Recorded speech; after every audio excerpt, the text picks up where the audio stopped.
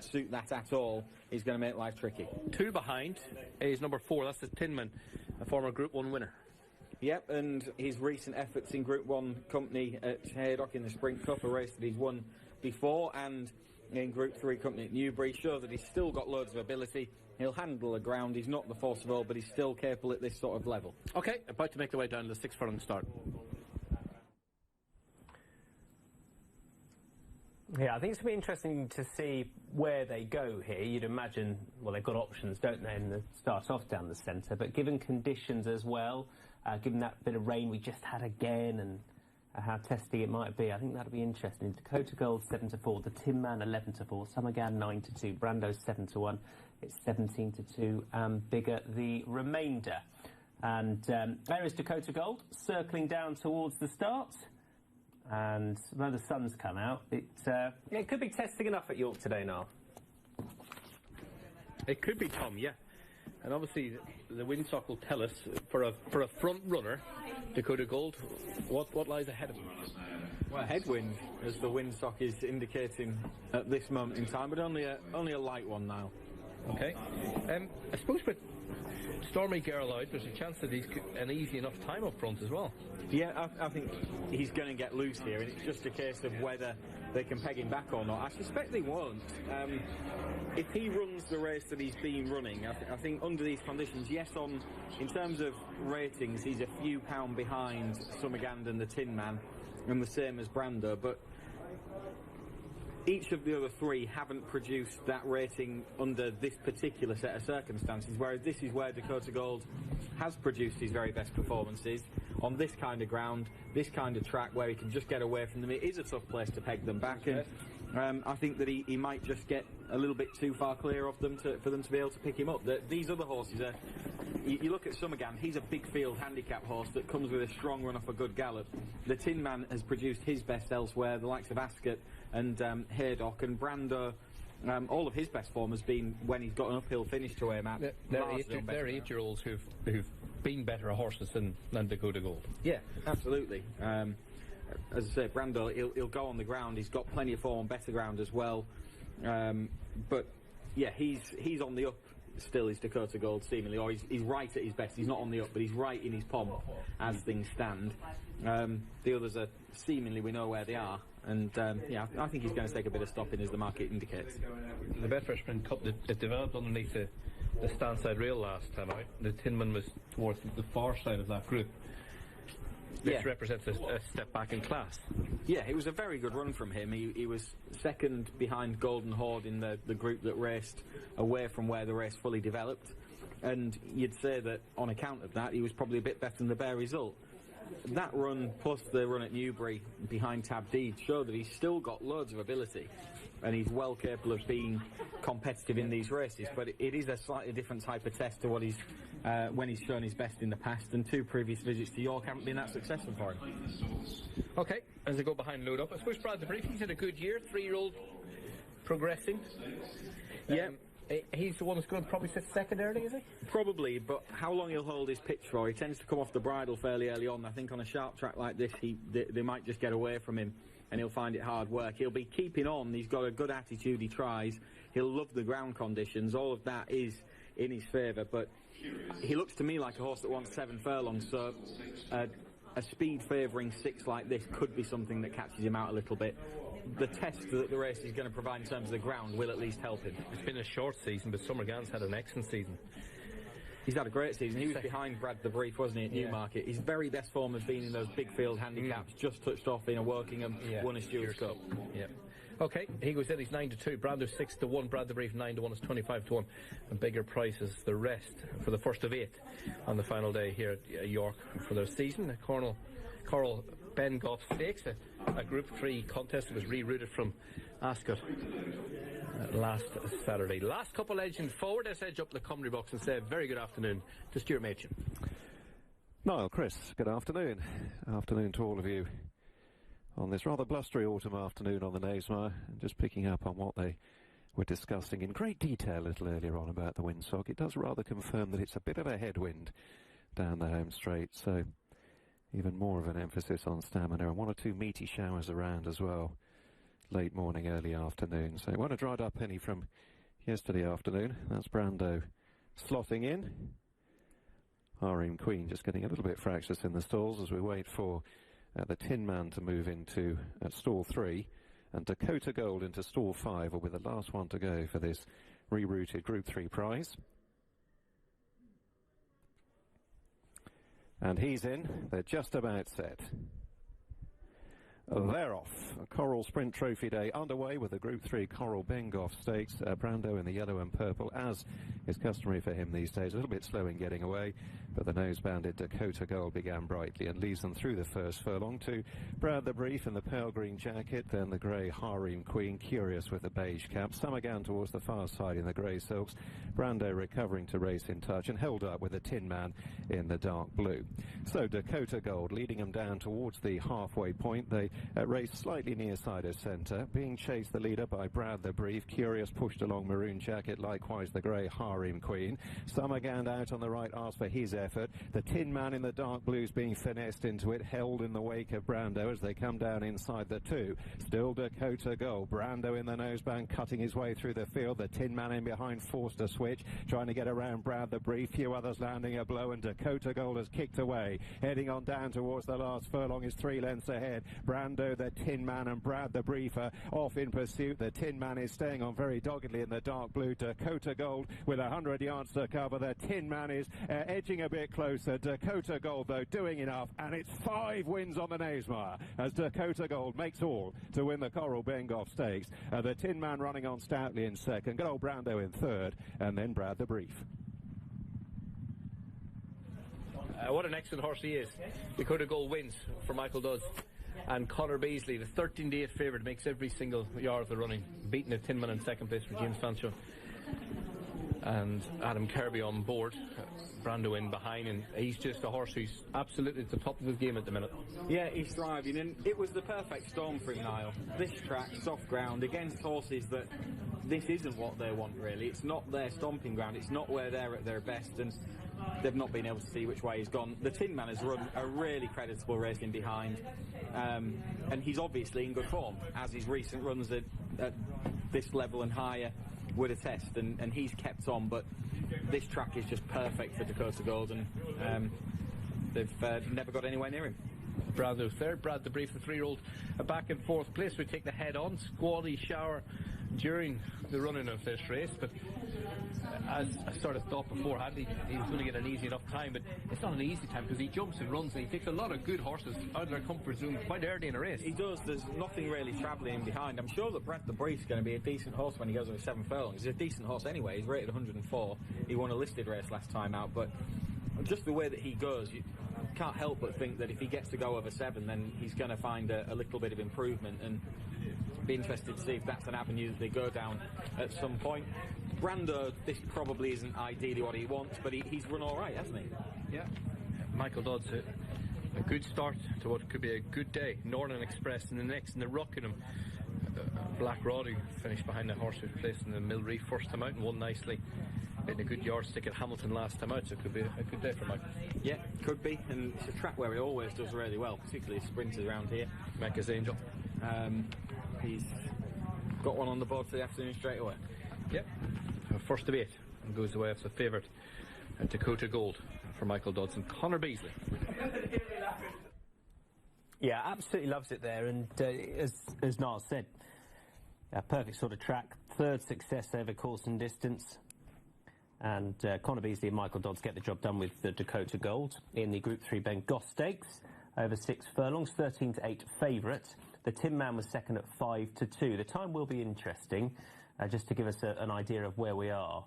We saw them get a little bit slow as we went throughout the day yesterday, and yeah, Group 3 company, 4.64 outside, 114.34. So we are dealing with soft ground. Post, and Zoffarelli is the horse right at the top of the betting. First of an excellent 7 at Newmarket today. And Zoffarelli for Rafe Beckett and Rob Hornby, trainer that's been in really good nick, had a couple of good winners at York yesterday, and he's looking to take this with Zoffarelli. Son of Zoffany, unsurprising, was a winner on the all-weather last time and switches back to soft ground, which the horse has proved he's handled before. Let's get back on track. Thank you, Tom. There is Wob Wob Wob in shot there for Adrian Keeley and Oisin Murphy. But let's head back to the top of the market. We'll start with Tawarek, if we might. Because although he's not favourite at the moment, Zoffarelli is. Tawarek was an absolute picture in the paddock. What a magnificent beast he is, Martin. He really is. Really muscular, tall, athletic, and he looks $1 million. Whether he handles the ground is a query. He has sweated up before. He sweated up before his win at Doncaster last time out. There was no sign of that. You'd hope there wouldn't be on a day like today. But he wears that red hood. You can see him just down at the start there, and they're just trying to keep a lid on things with him. He's a very nicely bred horse with a Derby entry by Shamadal from a wonderful family, one of the best Shadwell families. This is a slightly curious spot for him, really, for a stout trainee. But I'm guessing he just saw the mark of 84 and thought, I'll have a bit of that. I think it will be lenient. He ran in the Red Hot Maiden that is well represented later on the card this afternoon at Sandown, and he finished 5th in that on debut, and then he built on that to win at Doncaster last time out, and he will be better than a mark of 84, but ground conditions are a bit of a query for him. They're not a query for Zoffarelli, who has been backed into favouritism. And Zoffarelli's form at Kempton has taken a boost because Final Voyage, the third place horse who was well put in his place, has come out and won well at Southwell since. That's right, yeah. His form on balance is pretty strong all the way through Zoffarelli, and he's got a great attitude. He handled the July course well, and he handled soft ground well on his penultimate start. Just the shots down at the start there that we had of Tawarek, he is starting to get a little bit warm down the neck. And it's not a warm day, just in case you were in any doubt. On a ragger tip is 13-2, bit weak in the market. Rod Millman has booked Sylvester de Souza to get the job done on this horse. Martin Harley was aboard when winning at Windsor 2 starts ago, and it was a bit disappointing at Newbury last time, whichever way you slice it. It was, but it was a muddling race. And they stepped him up to 7 furlongs for the first time. They went no gallop. He never got involved. It was the Ferrazzi Lane race. It was let's not remind ourselves of the Ferrazzi Lane race. The horses who were held up were never going to get there. Apart from he nearly did. But yes, On a Ragger Tip was one that never landed a blow at all in that race. The ground will suit him, and I think the trip should suit him on this ground in a more evenly run race. He just had scratched the last run, really, because it was such a muddling affair that he didn't have much of a chance. And Sylvester de Souza I could see working on a Ragger Tip as well, because he does take a little bit of pushing and shoving to get into full stride.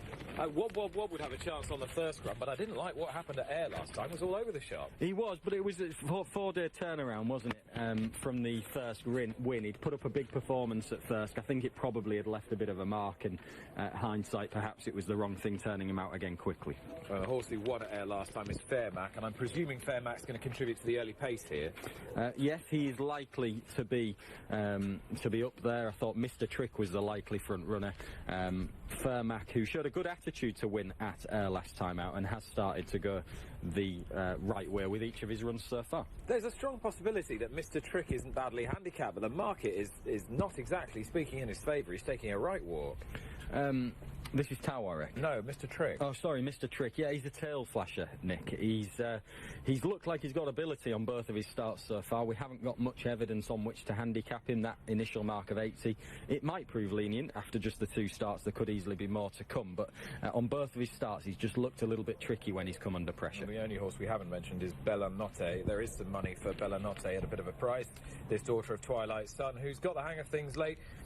She won at 66-1 at Salisbury, but showed that wasn't a fluke by probably building on that, finishing second to a filly I think's quite useful, First Lot at Leicester. Yeah, and that was when dropping back to 6 furlongs and coming strong, rallying at the finish over 6 at Leicester last time out. Her win was over 7, so coming back up in distance does look a positive for Bella Notte, but this is a better race than the ones that she's been in recently. With all that, shall we end where we started? Are we expecting the horse that is handsome to do handsome?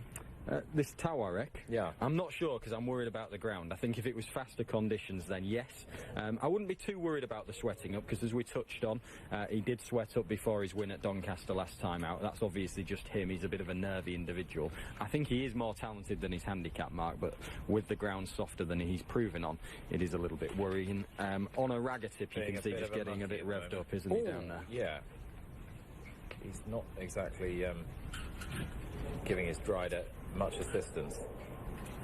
Series of Dreams we haven't mentioned for George Bowie, whose yard continuing in excellent form.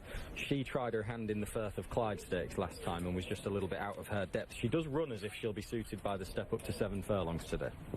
Okay, I think On a Ragger Tip will be the last one forward. If he indeed consents to go forward, he's on better behaviour now. Let's join Alan Howes. And they're off. They're racing away for the Dubai Nursery Handicap Stakes over the 7 furlongs, and it's Wob, Wob, Wob from the inside draw that is the first one to show in the journey. From the grey-jacketed Mr. Trick, who's racing there in second. From wider out, Bellanotte tries to get prominence. Right behind her is Fair Mac the Grey. And Series of Dreams. Just with that one is Zoffarelli, more towards the inside, the red and yellow of On a Ragger Tip. And now very out wide on the track there is Tawarek, the top weight under Jim Crowley. As they continue up the home straight towards the final half a mile of the journey. And it's Wob, Wob, Wob under Oisin Murphy who leads. From Mr. Trick in second and Bellanotte in third. Tawarek there towards the outside of Zoffarelli and On a Ragger Tip. The back two are Fair Mac and Series of Dreams as they race now towards the final 3. It is still Wob, Wob, Wob who's out in front. The leader by a length or so to Mr. Trick. They're in second place. Bellanotte's now been ridden along for more, and so too Tawarek. On a Ragger Tip is trying to get through to the inside. Zoffarelli's gone well to this point. Angling out there 3 off the fence to get a good look at this as they race inside the final furlong and a half. It's Wob, Wob, Wob who still has the lead. Only a neck though to Mr. Trick. He lays down a serious challenge. 2 lengths away to Zoffarelli back in third as they climb the hill inside the final furlong. It's still Wob, Wob, Wob from Zoffarelli getting motoring to tackle Mr. Trick for second. And now look at it, serve it up to Wob, Wob, Wob. It's Wob, Wob, Wob from Zoffarelli. Wob, Wob, Wob clinging on. Wob, Wob, Wob from home in second. Zoffarelli, Mr. Trick in third. Then On a Ragger Tip clear from Bellanotte and Tawarek.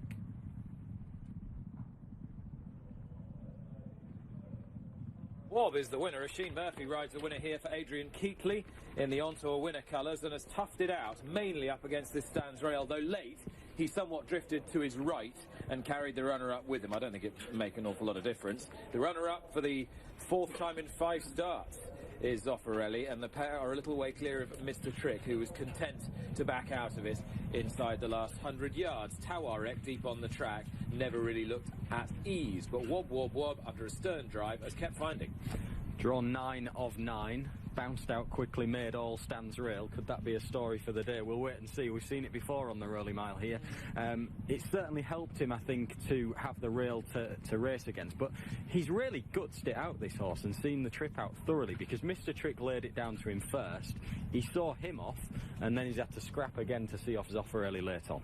And the 4th placed horse here is On a Ragger Tip, who made some mild late gains, but straight out of the stall, smartly away, Lydia, was the winner, Wob, Wob, Wob. It's a terrible name, but that's not the horse's fault, and he's got a very good attitude. Yeah, there should be a law against it, shouldn't there? There should, really. The 1st and 3rd, who have dominated the race until the final furlong, have raced against this near side rail, and as Martin has said, this is something that we've seen develop before on the Rowley Mile. I think that's could well be significant. I wonder whether the runner-up Zoffarelli was just a little bit out of his ground, maybe made his challenge a little bit too late. I think he probably did. He was held together for quite a long time, and I mean, to be fair, the other two are they do get racing, don't they? So you can see why, and it might just be that the winner's actually done incredibly well when you watch it again in the last couple of furlongs.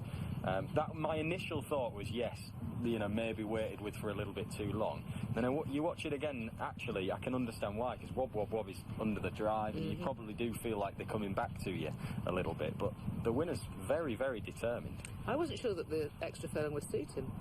Nor was I, coming into today. He's by a stallion in Prince of Lear, who was very quick himself, but he's seen it out fairly stoutly, hasn't he? But they're now saying the Learjet, who's Prince of Lear's best progeny, wants 7 furlongs to a mile, which is curious, but you can see why they're saying it, given the way he's staying on at the end of his races. Zoffarelli's not laying down here. He finished second 4 times in 5 starts, but he's pretty genuine. Well, if you watched that run last time at Kempton, you know he's genuine, because he made a really good challenge at the inside rail, got to the front, and is then challenged really strongly and manages to put his head down in a real scrap. So there's plenty of heart with Zoffarelli. He's about as genuine as you get, really, agreed. isn't he? And he will improve for a mile as well.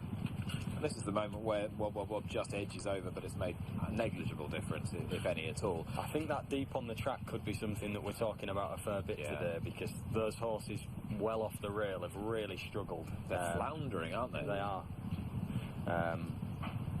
And obviously yesterday the stalls were on the far side, and it seemed much more even, in terms of how the races were developing yesterday to what we've just seen in race 1. Hastily revises selections in Dewhurst. I'm just looking at it was Mr. Trick was 8, wasn't he? And Wob Wob Wob was in stall 9, and Rob Hornby managed to get Zoffarelli across towards the rail from stall 4. This is all well and good if you're a horse that wants to go forward from the stalls, isn't it? But if you're a hold-up horse and you want to be delivered late for a turn of foot, it could get seriously messy up that stands rail later. I'm thinking of a horse like Chindit in 13. Yeah. He's gonna need a bit of luck. I'd say. That's a worry for him. Undoubtedly it is, because he is a hold-up. To see him go down, Chris, because last time I think he's a very good horse. He's bred to be. He's got a decent pedigree. Done well at Beverley, and I thought ran with credit last time out, considering how keen he was in the first furlong, just to get run down close home. Yeah, and as you say, looked good on Beverley on a soft surface. Clocked a decent enough time, and it suggests that a mark of 82 probably underplays his ability. He finished second to Eclipse de Luna last time out at Ayr, and Eclipse de Luna, you felt they didn't have to fully get to the bottom of him, but I think that early keenness probably did take its toll on Northern Express. And if you can just get switched off and settle a little bit better today, then every chance that he'll be up to reversing that form off what is a pound better terms this time around. And I thought he deserved his spot at the top of the market. Okay. And to buy honour a second in the market for William Haggis, Danny Tudhope. Yeah, and he was impressive in the way that he won at Haydock last time out. He travelled really well. I think he was fairly well positioned as the race went. Previous form at Chester, that worked out really well, that second place finish. And he did run on soft ground on his debut. And he got a horrible run, right? Chester wasn't his bag. No, it wasn't. And that was on his penultimate start. It probably wasn't his track, and he missed the break, didn't he? And things didn't go right. He started out on soft ground at Newmarket. I don't know if you'd hold that against him and say that it means that he won't handle the ground, because it was just first day for him, and he was supported in the market as if something was expected. It might have been conditions that didn't suit him, but I think on that one piece of evidence you wouldn't say that it is sure to not show his form. If he runs the race that he ran last time out, then he'll go well. Okay. Next in is Just Fine, opening mark of 90. Yeah, progressive type, I think. Only had the 2 starts and took a big jump forward from first to second run. That debut form has worked out nicely. The form last time out at Sandown has worked out nicely. He does look quite a good actioned horse, and whether he's going to want this softer ground is a little bit of an unknown, but he's going to stay further next year. He's got a nice enough middle distance type pedigree, and I suspect that he's going to be a horse that does a lot better into next season and keeps improving for a while. Heights of Abrams next in, bit of support from him. He was just run down close home by Andrew Baldwin trained recovery run last time out. Yeah, and he was still seeing his race out and finishing off well. I think he's a horse, even though it's by Star Spangled Banner, that he's going to improve over middle distances next year, like a few of these will. State Patrol goes for Richard Fye and Paul Hannigan, only got 8 stone 6 on his back, but we know more about him. He's had 5 starts. Yeah, his pedigree says that he should be a little bit better. He's a half-brother of the Last Lion, isn't he? A Middle Park winner. Yeah, and other listed and good quality handicappers as well. And the Dam was a decent horse who rated in the low hundreds, so pedigree wise he should be doing better. He shaped well last time out at Nottingham, I thought, when finishing in second spot. Okay, stable companion Master Zoffany will go into stall 3. He scooted up at Ripon. Yeah, he benefited from a bit of a pace collapse there, I think, on that occasion. He was behind Dubai on at the time before. I don't think this race will be running the same fashion as that one. I thought Galar might get an easy enough time of things in front. She's another one that should be a middle distance performer next year. You sensed at Thirst last time out that she only does what she has to in front. She's always holding a bit back for herself, and that'll stand her in good stead, I think. But it might mean that this is a race that does become a little bit tactical. Usually races around here still become a fair test because they start to tackle the leader a good way out, but I suspect that she's going to be the one that leads. Any guess where the race will develop in the home straight? Fresh ground from the 9 to the 7 pole Yeah. Come straight where they think they'll go. Yeah, but they might stay around the inside, but the Might go in the general middle or thing they might come stand. is- yeah, exactly. The general thing is they come up the middle. So percentage call, but that's where they'll come again. Okay, we'll find out very shortly. Last couple of races forward are really competitive in nursery. Coming your way. Here's Stuart to call them home. And Galar, under Sean Levy, moves into stall 8, leaving Grantley and the Clarendon Thoroughbred Racing Silks in the hands of David Egan into stall 10 to complete the 11-strong lineup here. They're all set. They're off. The Coral Racing Super Series Nursery over a mile. Nose-banded Northern Express restrained on leaving stall 1. Red and green jacket drops in towards the rear of the field early with Galar in the light blue and white, one of those to show prominently, with a Flying Ginger, the black cap, and Classic Lord in the black and pink out wide. State Patrol in a grey jacket hunts them up going into the turn. Dubai Honour in the royal blue is caught wide of Just Fine, the scarlet sleeves. Master Zophany, purple silk, slightly worse than mid-division, has got Grantley out wide for company and Northern Express up the inner. Heights of Abraham in the maroon and yellow, meanwhile disputing last place with Eclipse de Luna. It's about half a dozen lengths covering the field as they head to the top of the straight and the halfway point. And it's Galar leading narrowly and leading them in as they cross towards the near side row. Classic Lord in the noseband, keen to try and claim the fence, has just about got there. Close up in third is the Flying Ginger, pace lifting. Dubai Honour in the raw blue right behind the leading trio. Then Just Fine ridden along from Grantley. Northern Express in the noseband on the extreme right is Upside State Patrol there trying to get on terms. Followed through by Heights of Abraham, who have switched out into the centre. Coming inside the two, Galar from Classic Lord, the Flying Ginger. Dubai Honour in behind in the raw blue has had nowhere to go, has already had to switch twice, now finds a bit of daylight up the fence. Galar in front as they head for the last furlong. Dubai Honour, though, is burrowing through to challenge. Then the Flying Ginger with a black cap. Eclipse de Luna from the rear is plugging on, and then Just Fine. Galar clinging on grimly, but the Flying Ginger and Dubai Honour continue to attack, and Just Fine is rallying gamely to the cause. The line is looming. The Flying Ginger is beginning to get up. The Flying Ginger inching out Galar from Just Fine. Dubai Honour, Heights of Abraham involved on the far side, and Eclipse de Luna right behind them.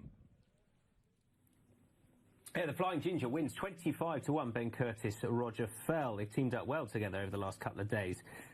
Beats Galar. The Flying Ginger beats Galar at York. Don't forget, if you want to stay with any of our tracks, you can do so on Racing TV Extra. Dedicated feeds online from all the tracks today. And we go to another one now. We can get over to Fairyhouse to introduce the action there. Here's Kevin O'Ryan. Hi, Kev. Yes, very good afternoon, Tom. Runners just... Start Zetland Stakes Group 3 contest. Over 10 furlongs. Produced some very good winners and very good form in the past. And Kyprios is 5-2. Lone Eagle is 3-1. Recovery Run is 4-1.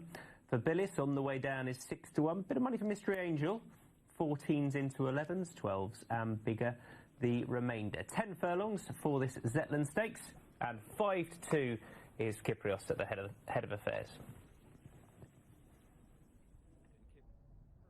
First, the fact that this is an Aidan O'Brien trained horse running in the colours of Moyglaire Stud, but it's a co-ownership with the Coolmore partners, Sue Magner and Michael Tabor.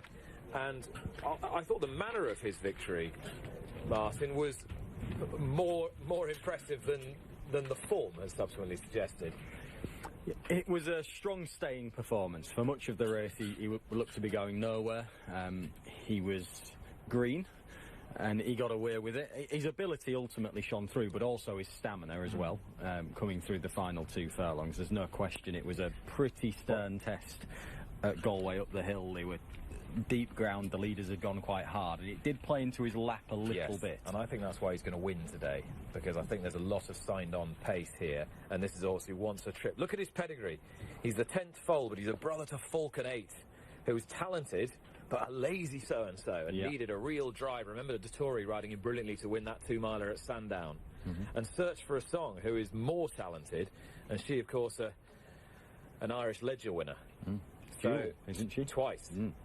So, yeah, stamina is right there. The stamina is his long suit. And he's a good-looking horse, who I think will be well suited by both conditions and the way the race is run. Fabulous, Lone Eagle, Recovery Run, Mystery Angel and Rosabad might all want to get on with things. The key, he will be finishing, I'm sure of that, and he might he might be finishing and clear of them because he could have improved an awful lot from the debut. The key with him will be, I think, holding his position mid-race. If they go hard in front, more experienced horses, he couldn't hold his pitch at Galway. In a maiden, it didn't matter too much. They'd gone hard, it was deep ground, there were tired horses in front of him, and he got past in the end. But this is a better field, there's no question about that. And yes, it's a longer trip, but I think his undoing could be that mid-race point if he can hold his position and sort of not lose too much ground by getting behind. But he'll finish off well. Yes, all of the points you make on the pedigree are absolutely fair. He's a lovely looking horse too. He's a lovely walker. He is, and it's not the strongest of Group 3 races. We only have to look at the official ratings of these horses. Fabulous 87, Lone Eagle 90, Recovery Run 88. So this isn't a deep Group 3 race coming into it. Now it might be at the other side that something goes and improves it a lot on the day, but coming into it, it isn't actually a strong Group 3. Okay, so that's a look at the favourite and a suggestion as to the likely scenario here. If you've got your reservations about him, who are you most eager to support? Yeah, I mean, I don't have reservations beyond that sort of inexperience point, but I know really. what you're getting at. But Lone Eagle, I think, is more a finished article. He's had 3 runs. He's already been beaten once by Recovery Run at Sandown earlier on in the season, but he only went down ahead, and that was on his debut, Lone Eagle.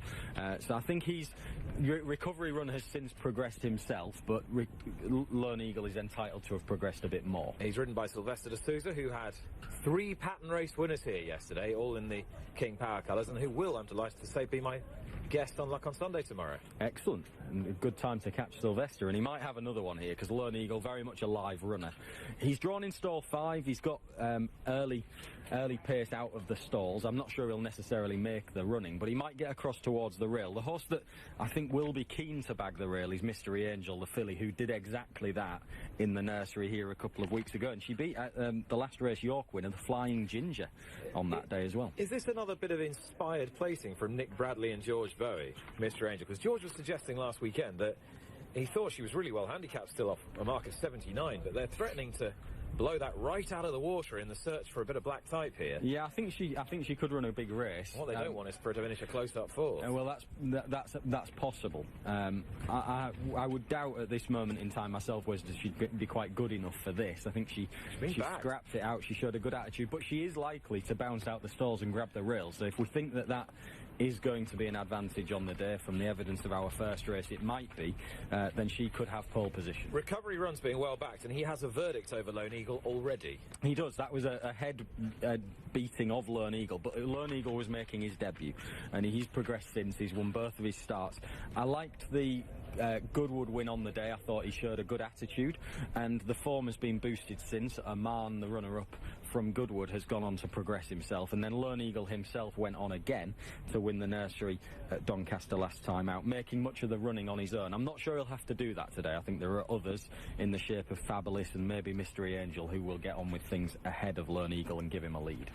Babindi is a maiden, and interesting that she's running here. Again, she's got a lovely pedigree, so I can see what connections are going for, but she's only rated 77 for William Haggis. That's a very un-Haggis-esque thing to do, isn't it? Yeah, but look at the race. I mean, beyond Kyprios, we've essentially got sort of a 0 to 90. Yeah, well, I think Kyprios is just going to win. I think the Lone Eagle, Recovery Run, Fabulous, they're all going to make a good Mystery Angel. They're all going to crackle. Mystery Angel's only 10 to 1 to win this race. It's a Group 3. I mean, she's only rated £2 higher officially than Babindi. Babindi's got a real soft ground pedigree. She's a half-sister to Banzari, who Michael Bell trained. She was a good horse who progressed with age and soft ground. Right, they're locked up and loaded for the Zetland Stakes. It's going to be a test for these 2-year-olds. Here's Alan. And they're off. They're racing away. It's a mile and a quarter for this Godolphin Flying Start at Zetland Stakes at Group 3 level. And the first one to begin is Lone Eagle. The green and orange strides on, but plenty want to be up there towards the inside at Mere Green. Just in behind with the red cap is Mystery Angel. The black and white silks is Babindi. A little wider out than is Fabulous. Toward the outside of the field in the two-tone blue with the noseband is Recovery Run. Kyprios has to shade out pace in the early going, nudged along there by Ryan Moore. And to the outside of Kyprios is Raziabad. Fabulous has now just edged over to just about lead. Fabulous from Lone Eagle, a half a length between those, with Babindi placed in 3rd. Next is Recovery Run towards the outside as they go towards the final 3 parts of a mile. Then came Mere Green in front of Raziabad. Then came Mystery Angel, and Kyprios still just being kept up to his work in the final position. They raced now towards the final 5 and back to the inside. Lone Eagles drawn level, perhaps just edging it now from Fabulous, a length away to the improving Recovery Run to the outside of Bibindi. Next on the inside is Mere Green, then came Raziabad and Mystery Angel. Kyprios is still being worked with as they race inside the final half a mile. It's Lone Eagle together with Fabulous, with Recovery Run every chance from there towards the outside. 1 length away then to find Mere Green.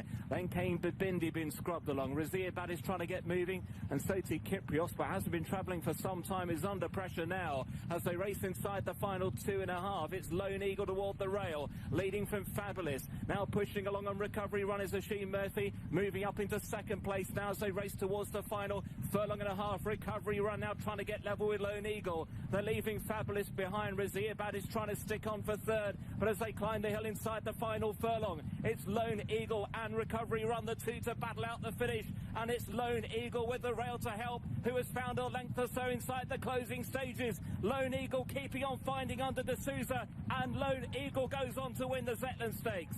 From Recovery Run in second, Mystery Angel third, then Fabulous and Raziabad. Well, it's happening, everyone. It's happening again. 16-5, Lone Eagle makes all up that stand side rail. It seems that is the place you want to be. Wob, wob, wob. It's caught me out there. Did just that in our previous race, and Sylvester D'Souza has come over from 5 and made all up the rail. Lone Eagle taking the Godolphin Flying Start Zetland Stakes. It's going to be interesting to see how that plays out throughout the afternoon. Breaking story is 100. Really impressive winner, but still a very good run and a worthy market leader. Okay, in the other red, Rogan Red Hood is the lady in red. A light refrain by Frankenov Light Music. And dropped back in trip last time out from 7 furlongs to 6 furlongs on the basis of a real free-going performance at Salisbury the time before. The form of that win at Newcastle wasn't that great. The filly's only novice, beat horses that hadn't shown a great deal, but it was a very good run the time before. Okay, we'll pick the rest of them up down at the start. Right, that is Light Refrain, who has got rid of Danny Tudhope, but has been caught. And I'm hearing didn't go crazy either. Just Light Refrain got rid of Danny Tudhope and then just followed the rest of them down. So it was purely personal with Danny Tudhope, I believe. Still got the red hood on, which will come off. Danny's just jogging down after the horse. That's Light Refrain, 13-2. Legal Attack then heads the betting for Simon Red Christopher. Adam Kirby rides for the first time, 15-8. Regional is 9-2. Black Rod is 6-1. International Dream is 13-2, as is Light Refrain and Ben McDoo in 25s and bigger the rest. So Light Refrain and Danny Tudhope will be reconnected very shortly. Now Light Refrain is just being turned around to join Danny Tudhope, but the horse seemingly is none the worse for wear. He's jogging down afterwards, and as Tom says, hopefully he'll be reconnected soon, Chris. Yep, they'll be reunited, I think is the more regular phrase, isn't it? Well, shortly. Tom says reconnected, I'm happy.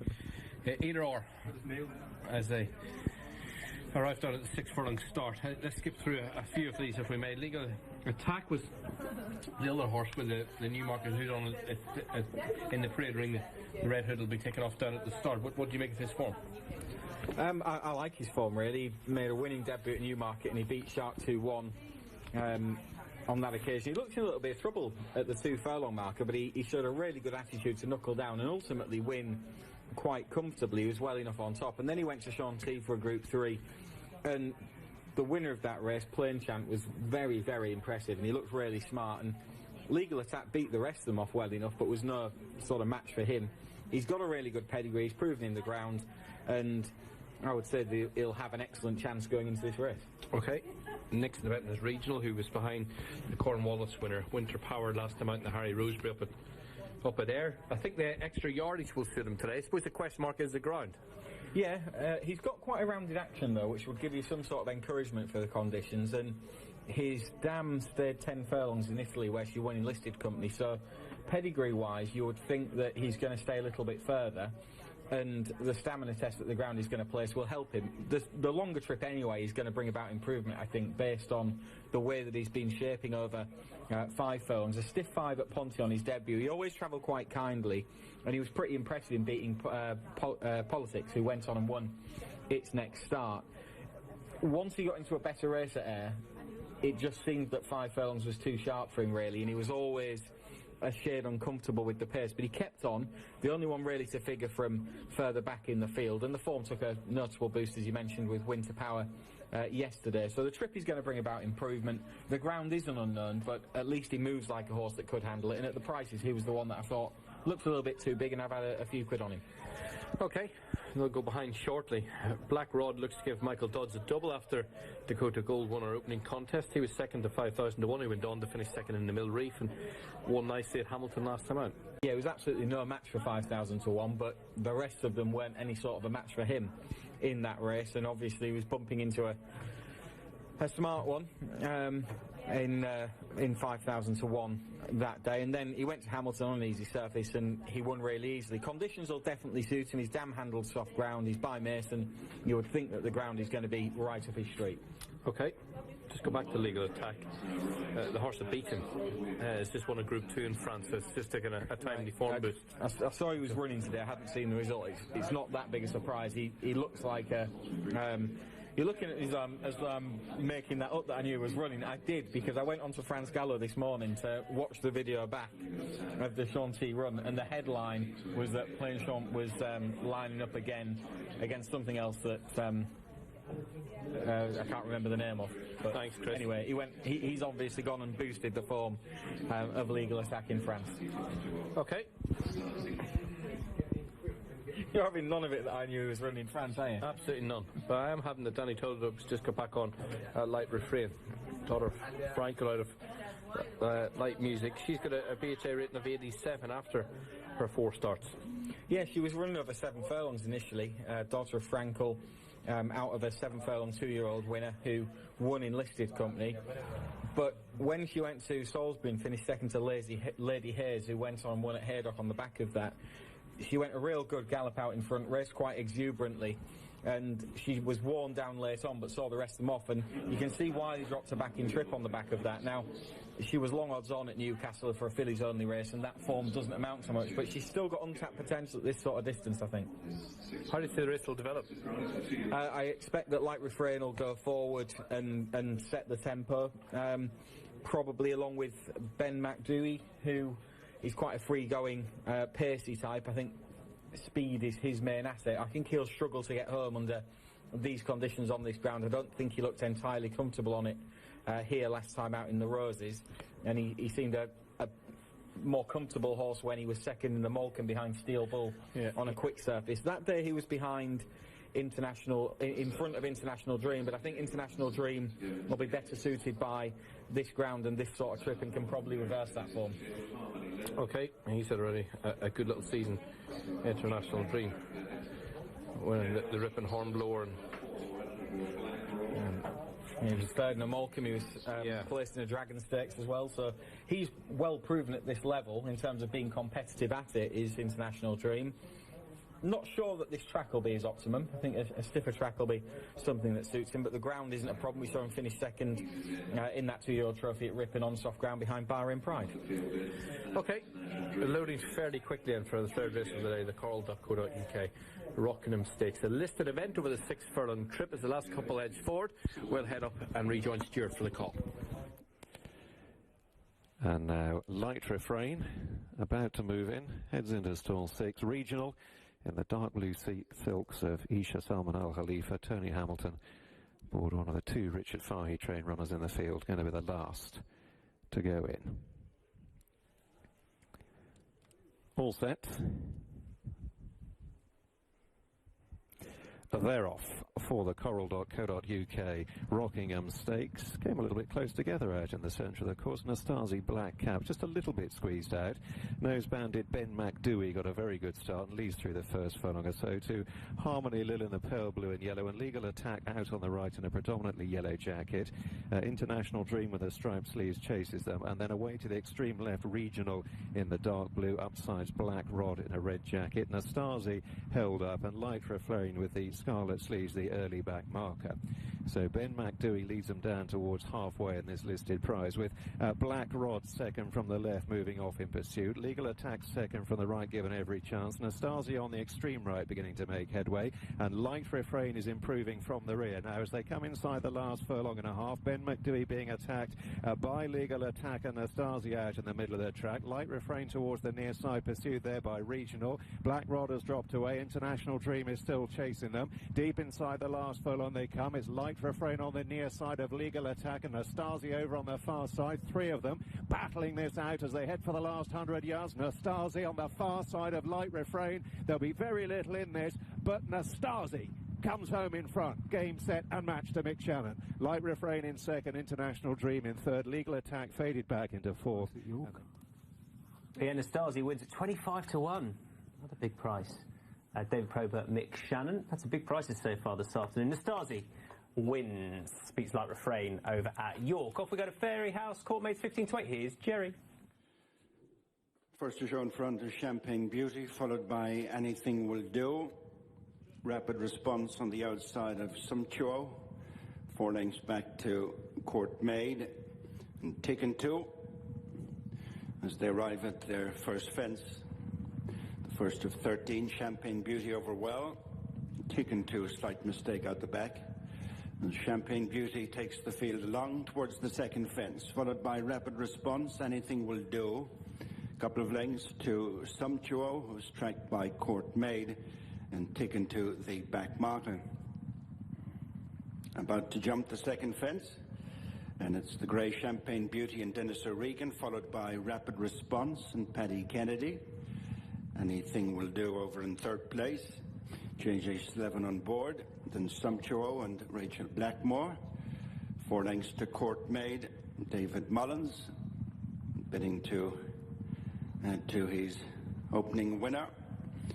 Back marker taken to Dylan Johnston. Fence number 3, 2 miles. It's 6 to 1 and bigger. The rest starting off with Maximal. All 10 run. We can have a look at them in the paddock. Here's Lydia. Now it's time for the Emirates Autumn Stakes Group 3 over a mile. A number of these are well rugged up. We start with one of them, and that is Akman for Brian Meehan. This horse won his sole start at Ascot in novice company by a comfortable 4 lengths. Not that expected, 12 to 1. He's stepping up by a furlong in trip, and there's enough encouragement in the family. And the sire, Wootton Bassett, is an upgrade to what has been put to the dam previously. So this horse could have quite a bit of potential. Followed by number 10. And that is William Bligh, who's been steadily improving, got a lot of experience, this horse.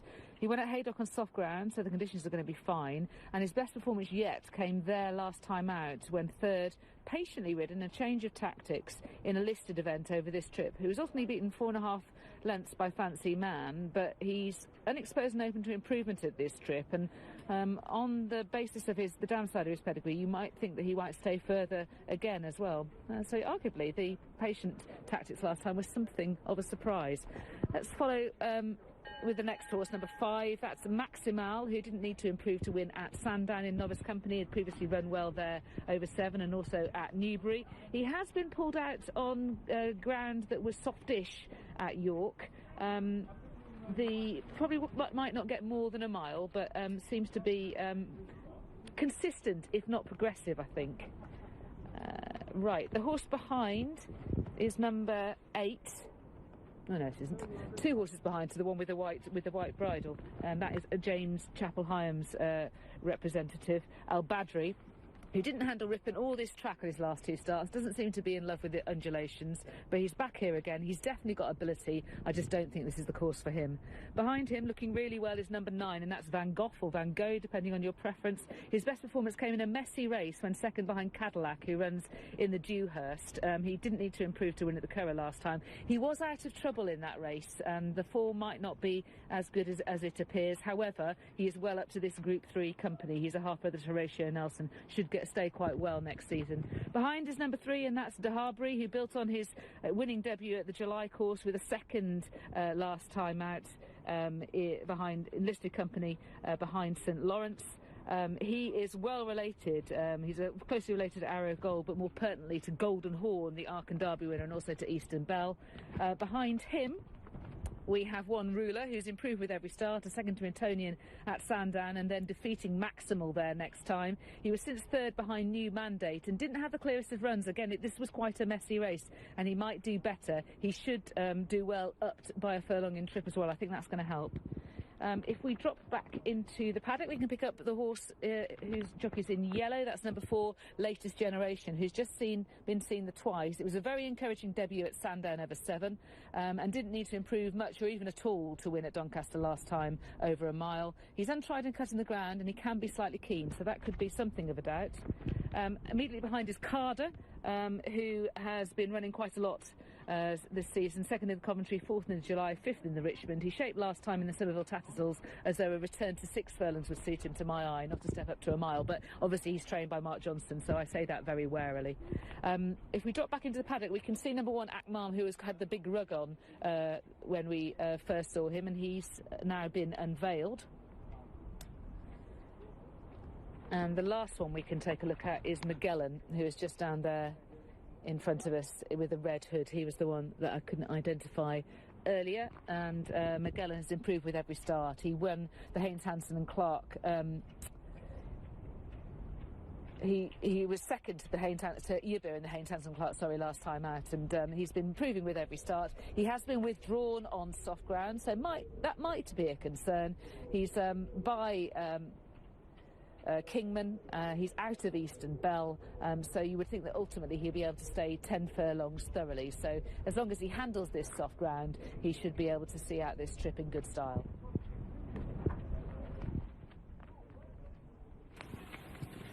And there is Magellan heading down to post, and the other runners are at the post ahead of this Emirates Autumn Stakes. Really interesting race, Martin.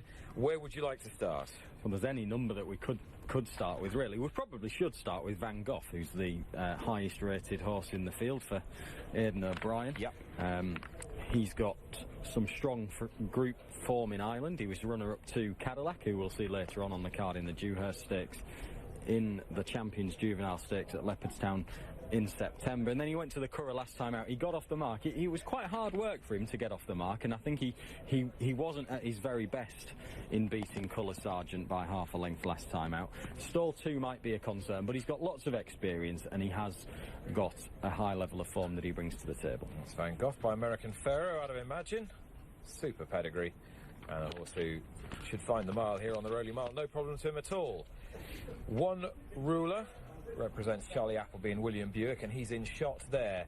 Now, if you wanted to take a positive view of that Tattersall Stakes last time, you'll be keen on this horse. I don't see any reason why you shouldn't take a positive view of it. No, and he got carried left across the track as well, and he was still keeping on, hanging in there. I think he was just about held by the first 2 anyway, but he just got short of room, and then he was rallying again late on. Stepping up to a mile does look a positive for One Ruler. On the evidence that we've had so far, stall 1 is far from ideal. It leaves him right out on that wing, and it could be problematic in terms of race position for him.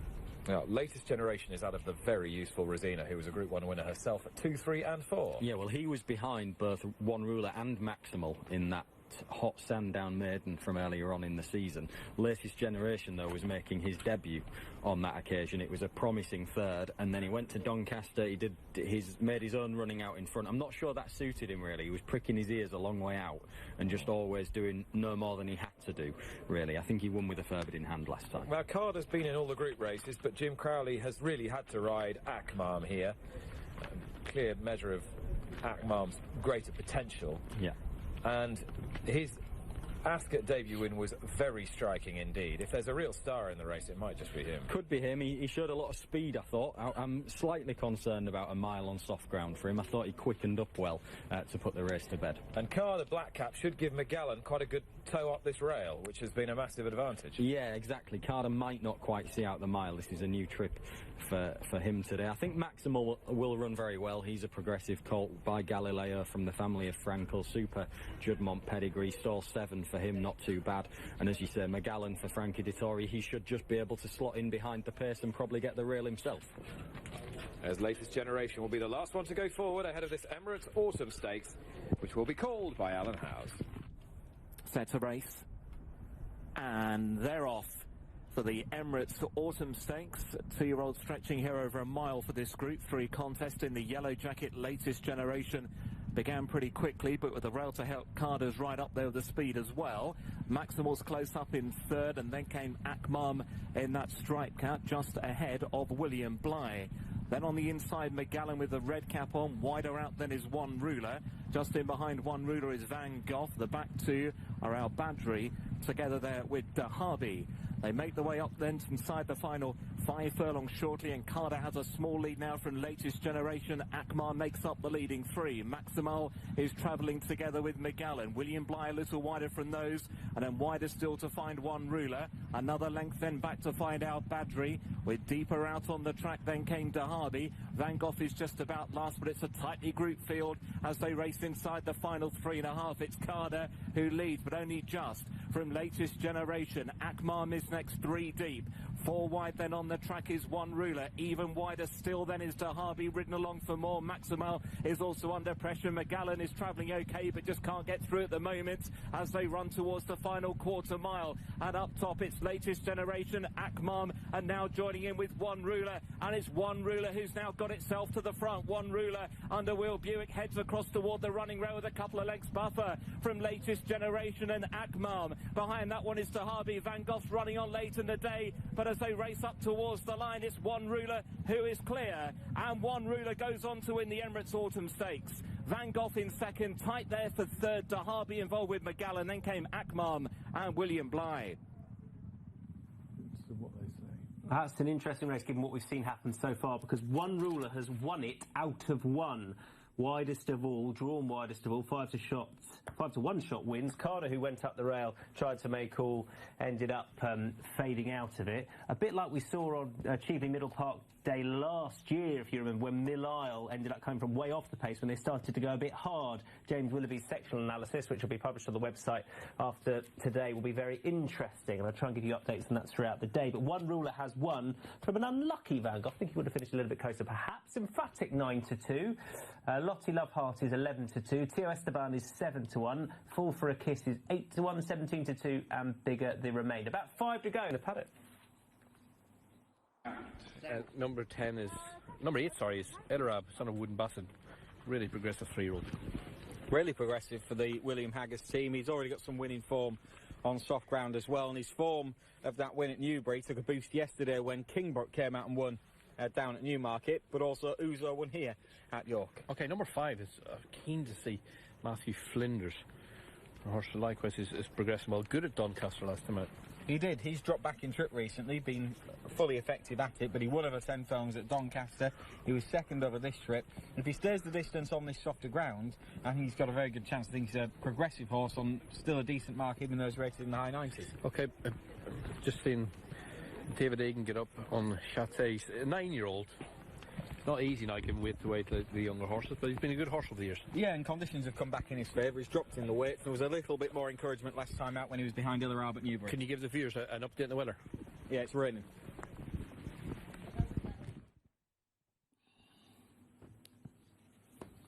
Yeah, you can't tell that from a windsock, can you? Tell which way it's blowing. It doesn't give you an update on the bets. Is this your first tip of the day, Dave? It is, and my army of punters don't seem to believe me about Ashek. Look, highly speculative. I don't know whether Chris agrees, but I was wondering about Matthew Flinders on the ground. El Arab got pulled out of a race last week, so I thought I'd go for an outsider. I've come up with Ashek, who's shown nothing this season, but has run well on the course, and just signs last time staying on at Chester. I thought he ran well. Obviously, the stable in brilliant form. Had a winner on the track yesterday. I thought he was worth a look now that he's considerably down in the weights. That's the Limerick result. Indiana Grey wins at 9-1. There is Il Arab in shot, a horse who will have appreciated the rain and the conditions. Apparently, William Haggard says he's a horse that's got big feet, which means now that he's got big shoes. It does. It does. He's probably valued, Tom, for that rise after Newbury. I thought he'd give the impression he idled when he hit the front. He was an on-runner, not sure why, but he was declared in the Cambridgeshire, but came out at the last, or in the morning of the race. Goes here for William Haggis and Danny Tudor. We just touched off in our previous race, the listed Rockingham Stakes. Do you like him? Yeah, he's got a load in his favour, I think. He handles the ground already. He's progressive, racking up a winning sequence, got a good attitude, as you say. He moved down the outside of the field at Newbury and quickened past them really, really readily. And then he probably was only doing enough in front as they closed him down late on. But the move that he made to go from the back of the field to the front was really impressive. That's the one little doubt that I've got about him, is that his winning form largely has been in races where they've dawdled around and he's shown the best turn of foot, and he's won his races through an ability to quicken. This race might not be the same sort of test. It looks like one in which they'll go a stronger gallop, a more even tempo, and will he pick up in the same manner when the early fractions aren't steady? That's the one little doubt that I have about him, but other than that, an awful lot in his favour for an informed yard.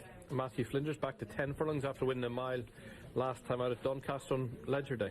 Yeah, the ground conditions could be a little bit of an issue for him, but there's plenty of encouragement in his pedigree for a soft surface. He saw his race out really strongly at the Ledger meeting over a mile. That was down to a mile, but he's got winning form over 10 furlongs at Doncaster. He was second here behind Roberto Escobar in what I thought looked a good race here earlier on in the season. If he handles the ground, I think this race will suit him, and he's the horse that I fancy at the prices. Okay, Crystal Pegasus up 4 for Yarmouth.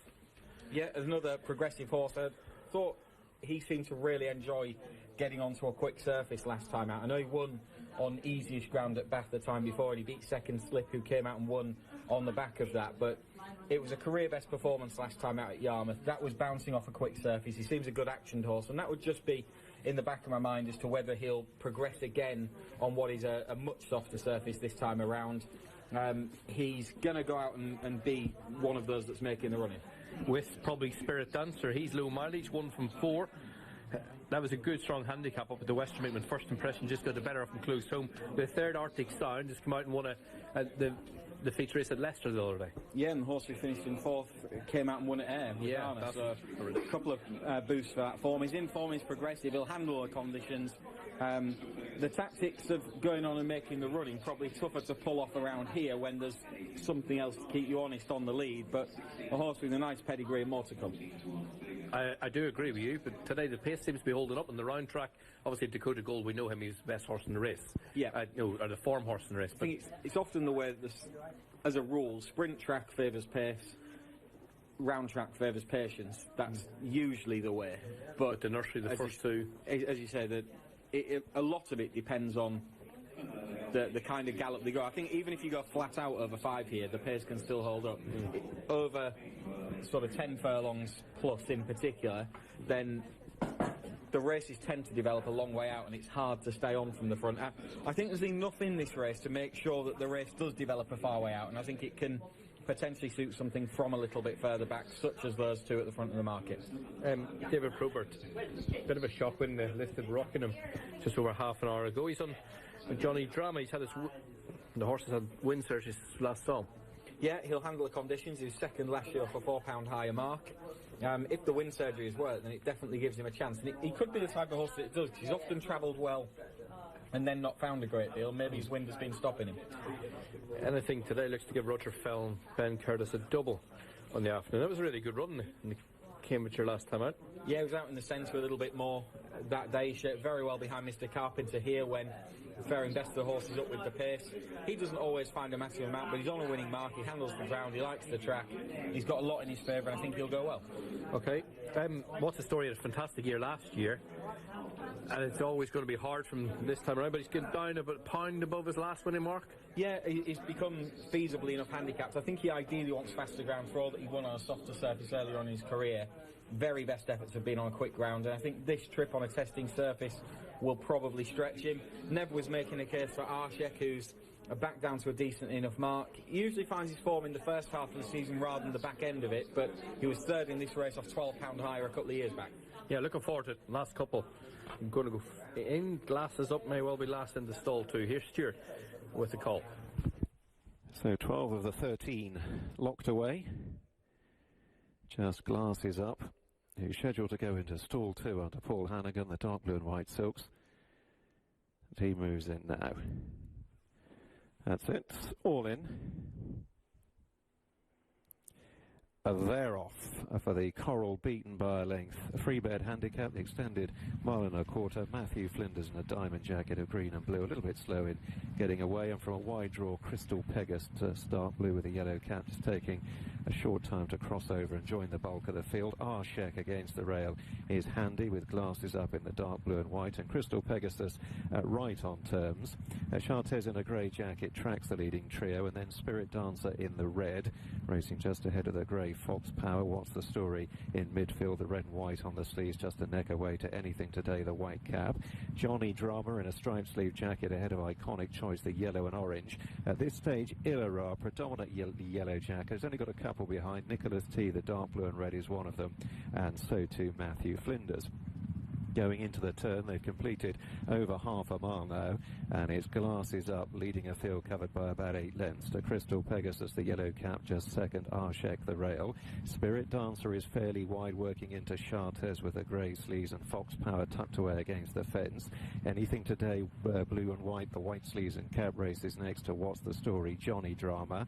Then Iconic Choice, Illarar still towards the rear of the field, yellow with the black epaulets, and then Nicholas T and Matthew Flinders. They've gone beyond halfway, in line for home in the final 4 furlongs, and this time they're staying centred at far side. Arshek towards the far rail, taking on glasses up and down the centre, Crystal Pegasus. Spirit Dancer in a red jacket joining in, and What's the Story next to him is given every chance. Chartez with the grey sleeves ridden along towards the far side, the grey Fox Power. Illarab second from the left is now beginning to stay on from the rear. They've still got just under a quarter mile to go. It's Arshek from What's the Story, the white-faced Spirit Dancer. Illarab extreme left, Matthew Flinders in a green jacket is plugging on. Chartez in behind these on the far side. Illarar now beginning to wear down Arshek as they come inside the furlong. They've galloped a couple of lengths clear from Spirit Dancer, Matthew Flinders and Chartez. Illarar in front with 100 yards to cover. Arshek is sticking to the task, but the progressive Illarar is doing best here and will complete the nap hand of successes. Illarar from Arshek, a little way clear of Chartez. Iconic Choice, Nevanera disputing fourth with Spirit Dancer. The stragglers still coming. Anything today, glasses up, drop right away, and Nicholas T was last of all. Illarar wins 3-1 favourite and beats Dave Neverson's tip, Arshek. It's that sort of day where Wayne Sound has got to be careful with his buttons. Dave was giving that a cheer. Oh, he was giving, that was close, Dave. Oh, yeah, gutters. Well done, favourite backers. Yeah. Illarar beats Arshek. He ran an absolute cracker, to be fair, but Illarar wins. And he is very progressive indeed. Chris Dixon talked about that horse very positively. Lord Lariat is 11-8 here. Select Opportunity is 13-2. He's a man of his word, 9-1. In fact, a few of them are there as well. No great moves, I can see it. Our stablemate Etonian also seeks Dewhurst goal. Etonian, in a class of his own, wins the Solario and remains unbeaten. The Irish Challenge is headed by the Joseph O'Brien trained National Stakes winner, Thunder Moon. And it's Thunder Moon who's coming racing through in the National Stakes. Will one of these unblemished records remain intact? Aidan O'Brien dominated the race between 2015 and 2017. His chance is headed by Wembley. Wembley is going to go on and score here at the 4th time of asking. Wembley and Jamie Heffernan. Or can Hamdan Al Maktoum cap off a stellar year? He is doubly represented with Alchemy and El Bajir. Jim Crowley opts for Alchemy. Too Darn Hot and Pinatubo have dazzled in the Dewhurst in each of the last 2 years, and the Rolling Mal is in for another treat with a stellar cast seeking to follow in their footsteps.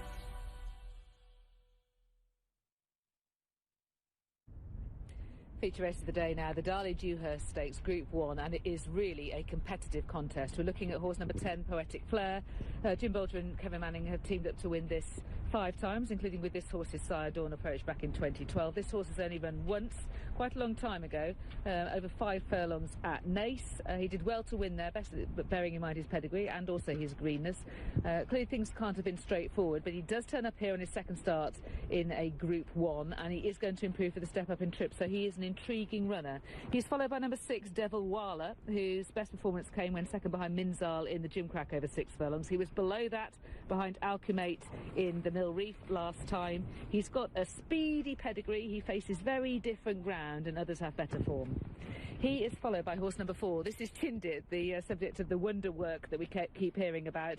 He's certainly highly progressive and beaten in 3 starts, Doncaster Maiden, Ascot listed events, and last time with 3 clear, the Champagne Stakes. The race developed rather away from him, and he showed a very good turn of foot to get involved, and then a good attitude to get on top. Well on top, actually, by the line, with a good battle in the final furlong. So he's got plenty about him, and he's probably going to stay further as well. Behind him is number 8, and that is his stable companion, Etonian.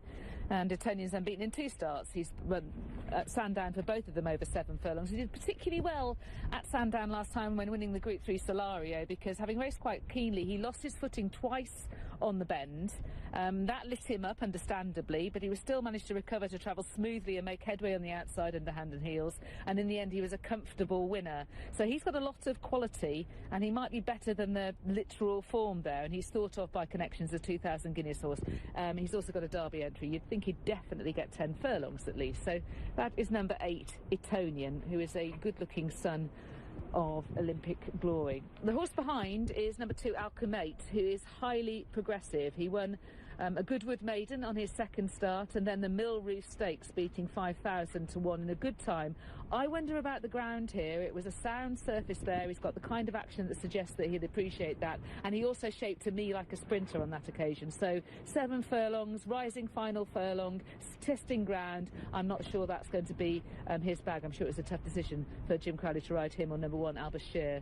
Behind is number 5, and that is Decisive Edge for Brian Meehan, who's taking a marked step up in grade, having won at Chelmsford City in novice company last time. This is also his turf debut. He's been withdrawn on soft ground on his intended debut at the July course, so it's interesting they're rolling the dice in Group 1 company for it. He was driven clear along with a runner-up at Chelmsford City, and definitely has got ability, but this obviously is a tough ask.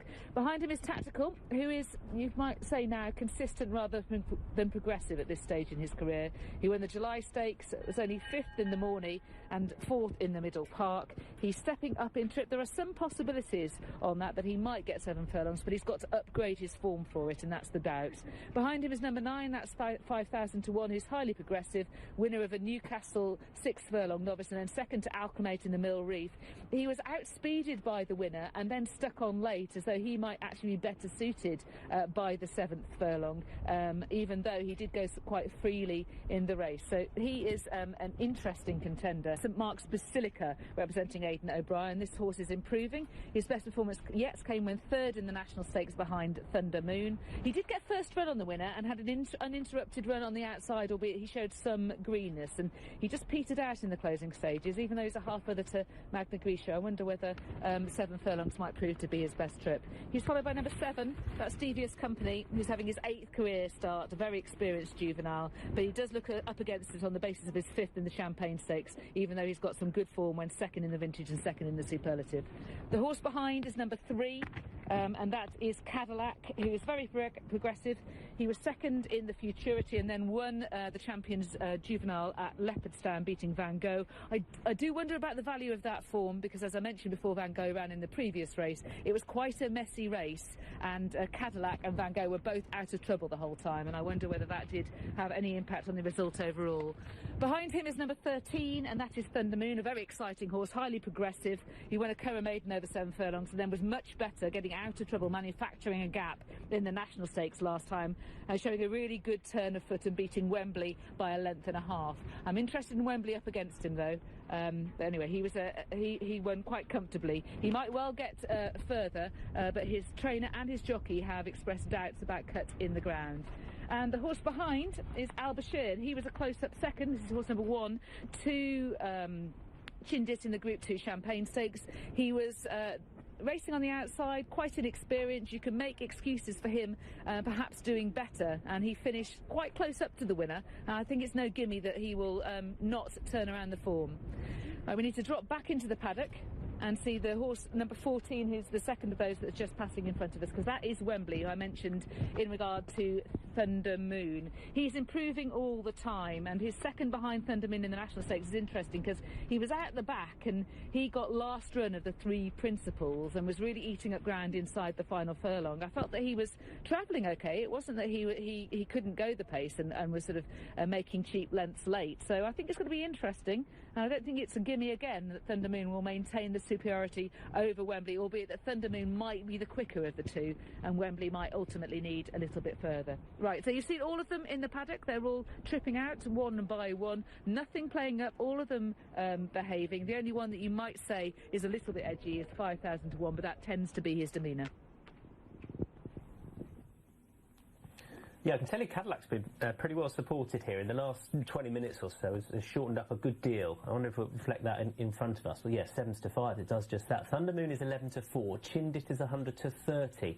Cadillac is a 5 to 1 shot. Wembley is into 8 to 1. So those are the two for support. Alchemate's out to 11s, joining 5,000 to 1. It's 12 to 1, and bigger the remainder. So 11 to 4 for Thunder Moon. We're going to rejoin our team on course very shortly. I wonder what's going to happen with the draw as well. Dave? No, I think it's interesting there's a few being backed against the two favourites here. They're pretty easy to back, Thunder Moon and Chindit, despite their obvious claims. I know your money has helped 2 of them down, Tom.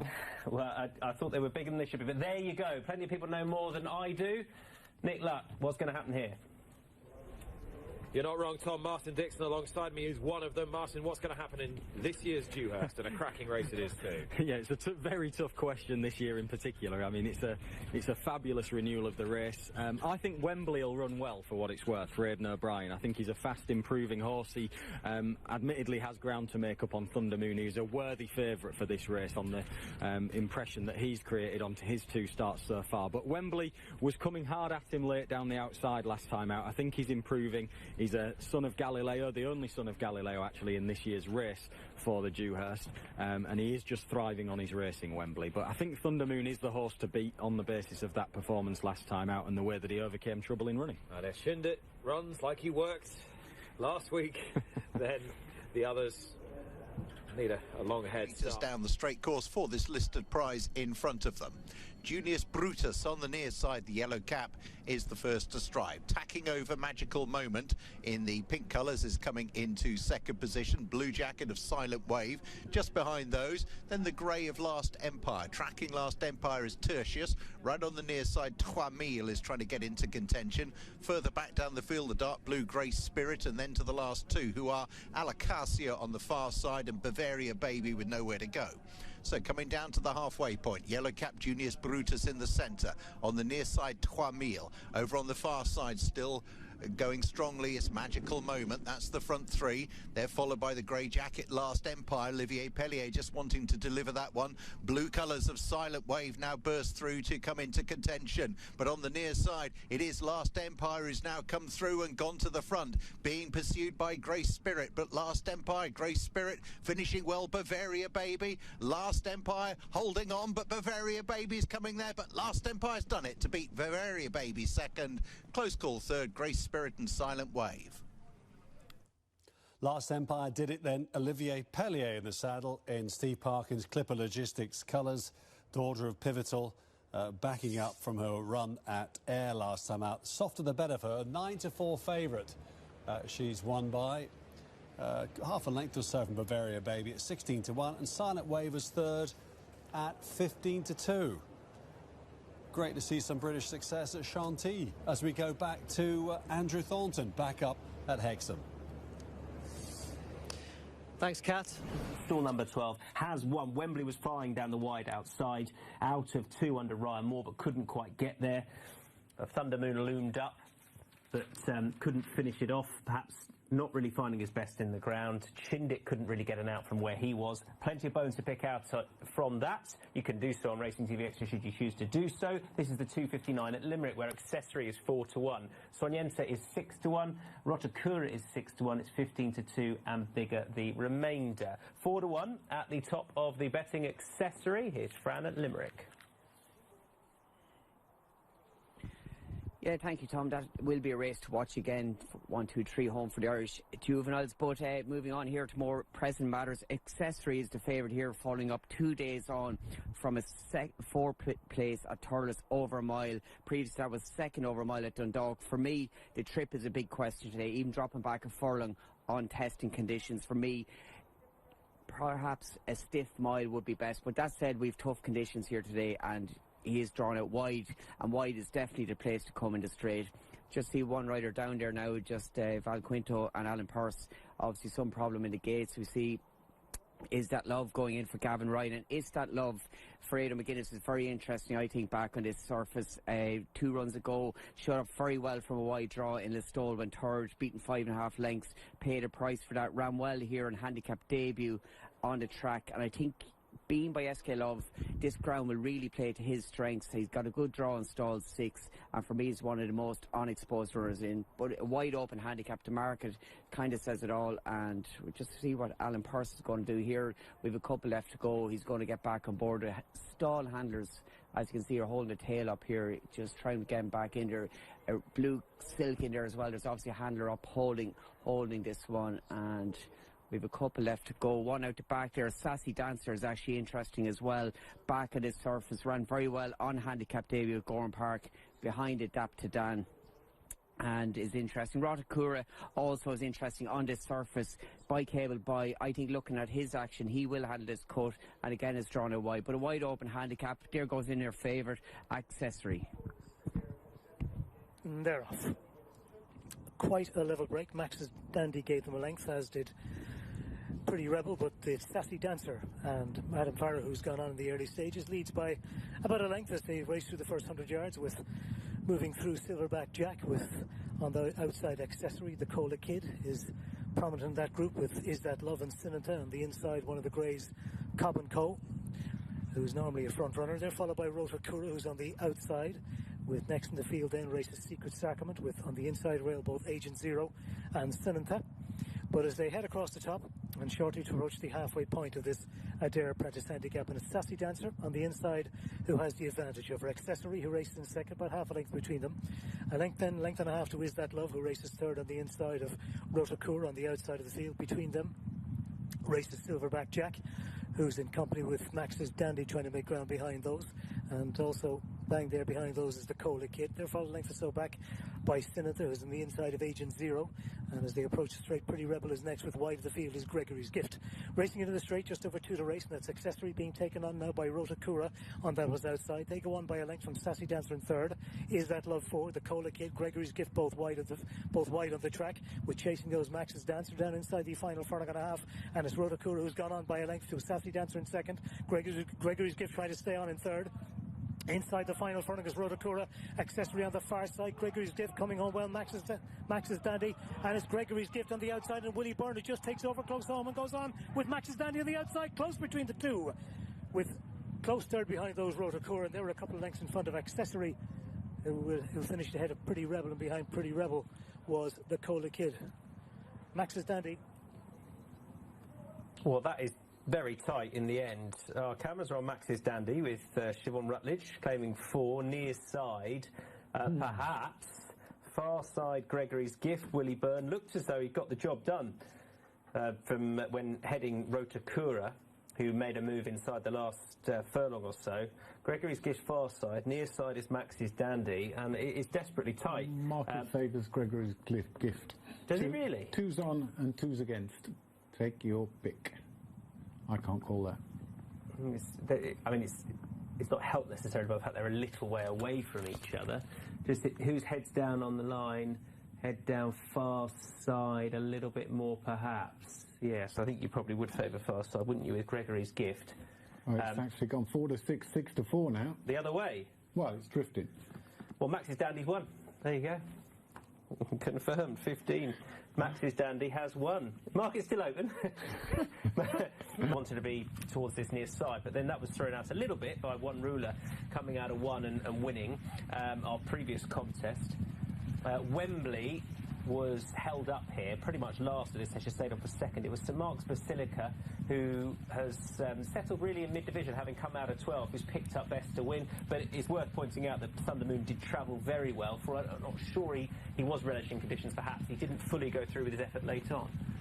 Maybe. I think I remember in the race you were despondent about where Wembley was in the middle of the track, and given the way the racing's gone today, it's probably rightly so, because he's last in the middle of the track here. I think a couple to chuck out. Etonian hasn't lived up to his billing.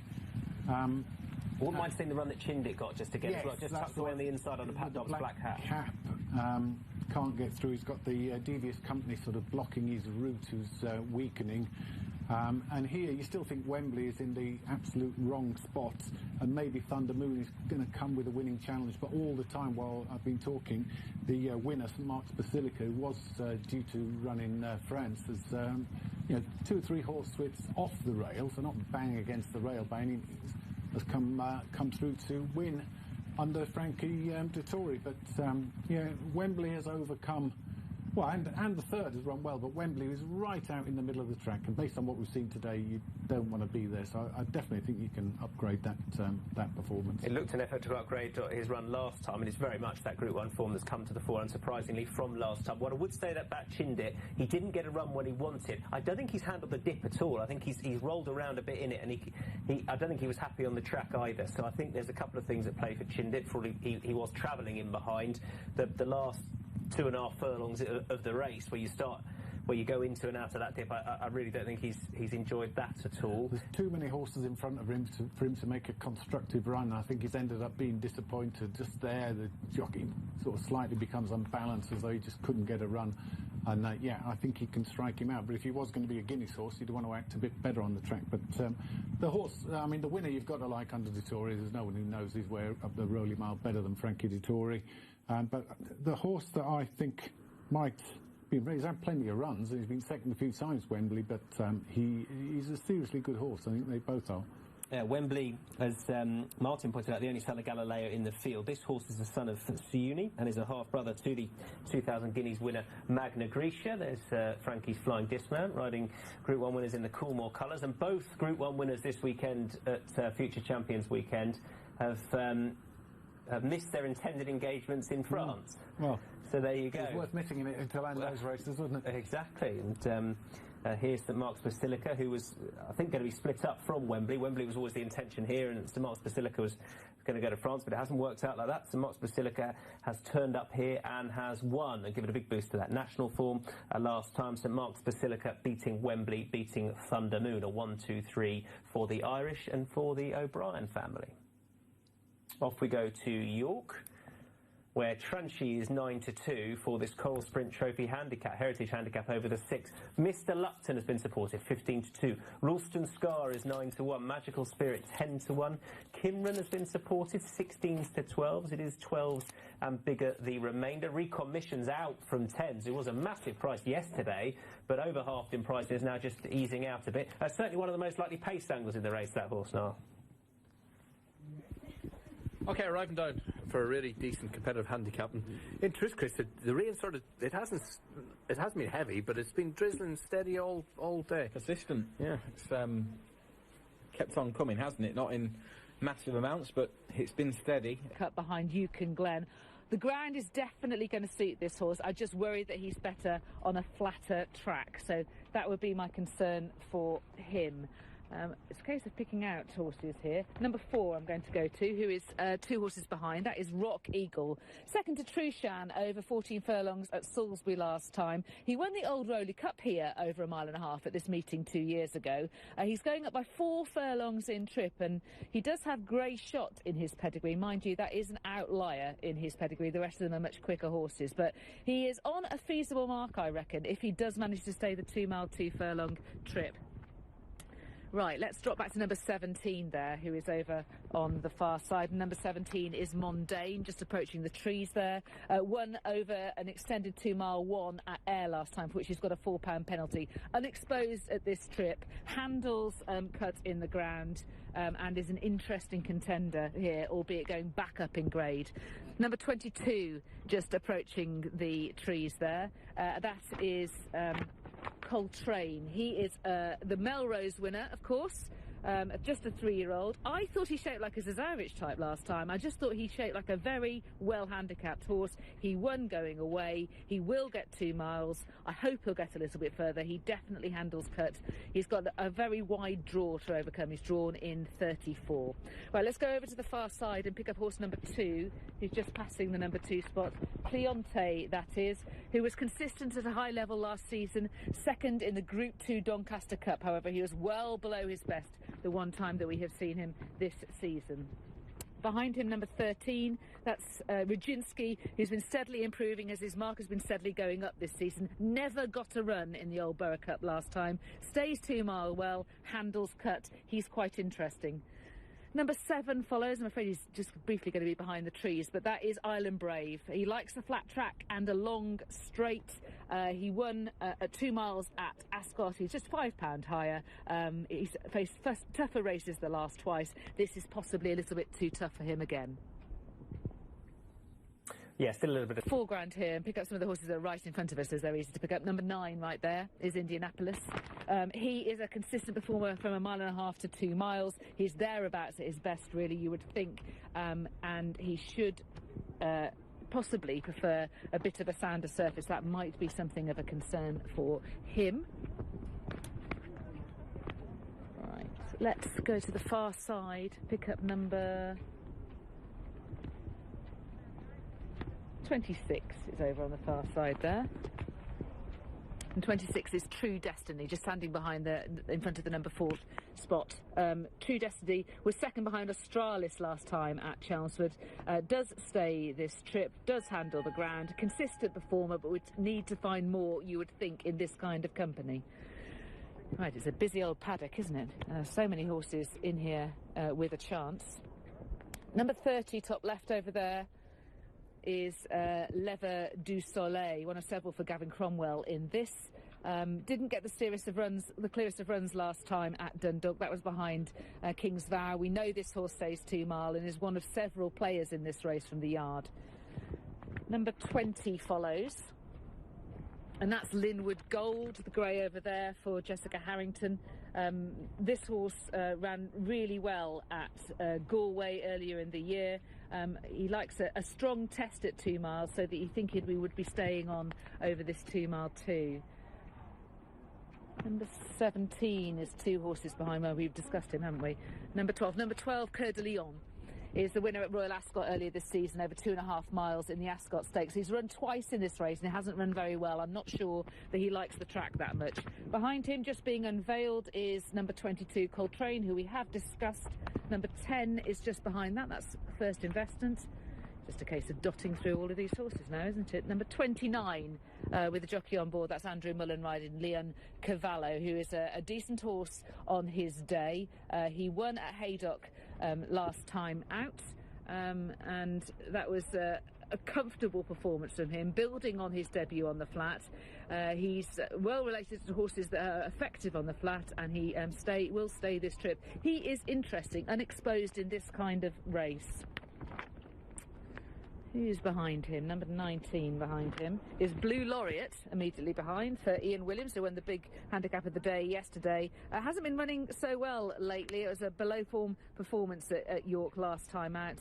A little bit disappointing. If you have to go back to his run in the Marsh Cup at Newbury to get a little bit more encouragement. The horse behind we have already discussed. That's All Right Sunshine. Number 8 is also behind that. That is Not So Sleepy, number 8, who won at Pontefract over 1.5 miles last time, carries a £4 penalty for it. Last time we'd seen him prior to that, he was pulled up in the champion hurdle, having won twice in this discipline. He, of course, was 4th in the race last year, so we know that he's effective in these kind of conditions. Number 18 follows, and that is Jukebox Jive. This is the one that will stay 7 miles, according to Nick. Improved form over hurdles in November of last year, but then didn't run again after incurring a stone bruise in January. He stays 2 miles. He ran really well on the flat at Nace over 1 mile and 6, and he's quite interesting. Again, representing Gavin Cromwell. I reckon they haven't necessarily got the summit of his ability just yet on the flat. Number 33 is 2 horses behind in the light blue colours with the orange epaulets, the Midland Park colours. That's Gold Arch, who might not be the most straightforward. Didn't get the clearest of runs, to be fair to him, last time out. He isn't the most consistent, I think it would be fair to say. Just looking to see who else is left jogging around the paddock. Number 1 back here in front of us, we haven't discussed, have we? Number 1, we should come back in here and have a look at him. He was quite late into the paddock, actually, Summer Moon. He was 3rd in this race last year behind Stratum off soft ground. He's £9 higher here. It was a career best last time we saw him, beating Rajinski at York, and he's only £4 higher. You wouldn't completely count him out again. There's only 1 horse left in the paddock. Is it a horse we've discussed? No, it isn't. Number 11, he too was quite late in. This is the last one to go forward, representing Dermot Weld. Dalton Highway, who won over 2 miles at the Curragh in June and ran at least as well over 2 mile 1 at Galway next time. He was a bit below his best last time. Leads me to wonder whether the mark may have been enough, but that's just one blip, really. The ground will certainly suit, and Tom Marquand is about to get on board. This is the Munster Mile Handicap. We'll be back with the Cesarewitch shortly after this. Limerick for this handicap, where Dance Jupiter is 6-4. They're all in. Here's Justin O'Hanlon. They're off.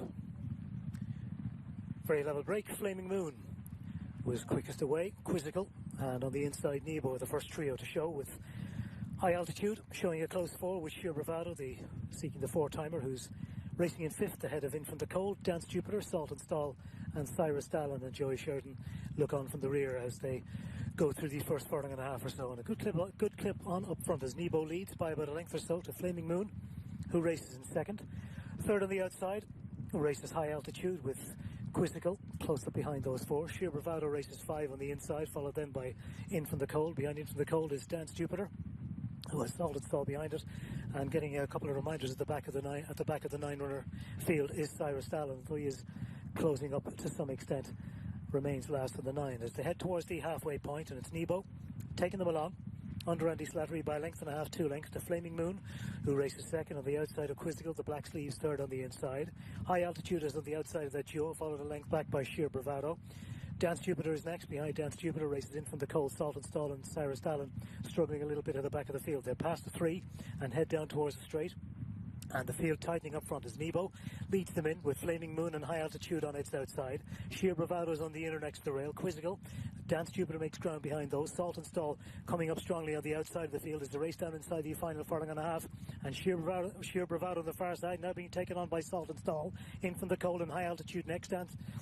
Dance Jupiter has a bit to do to win from there, but racing down inside the final furlong, it's Salt and Stall who's gone on under Sam Ewing. Gone 2 to 3 lengths in front of In From the Cold, chasing in 2nd.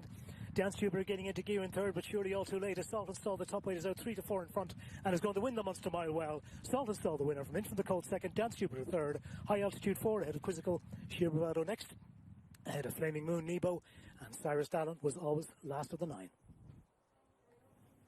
Well, Salt and Stall has taken that apart. Son of Pivotal for Sam Ewing, claiming 7 for Aidan McGuinness in the colours of Dooley Thoroughbreds and Bartow Sullivan. 25-1. 12's out to 14 to Jukebox Jive. It's 16-1 and bigger. The remainder, will it be another Mullins Cesarewitch? Great White Shark is 9-2.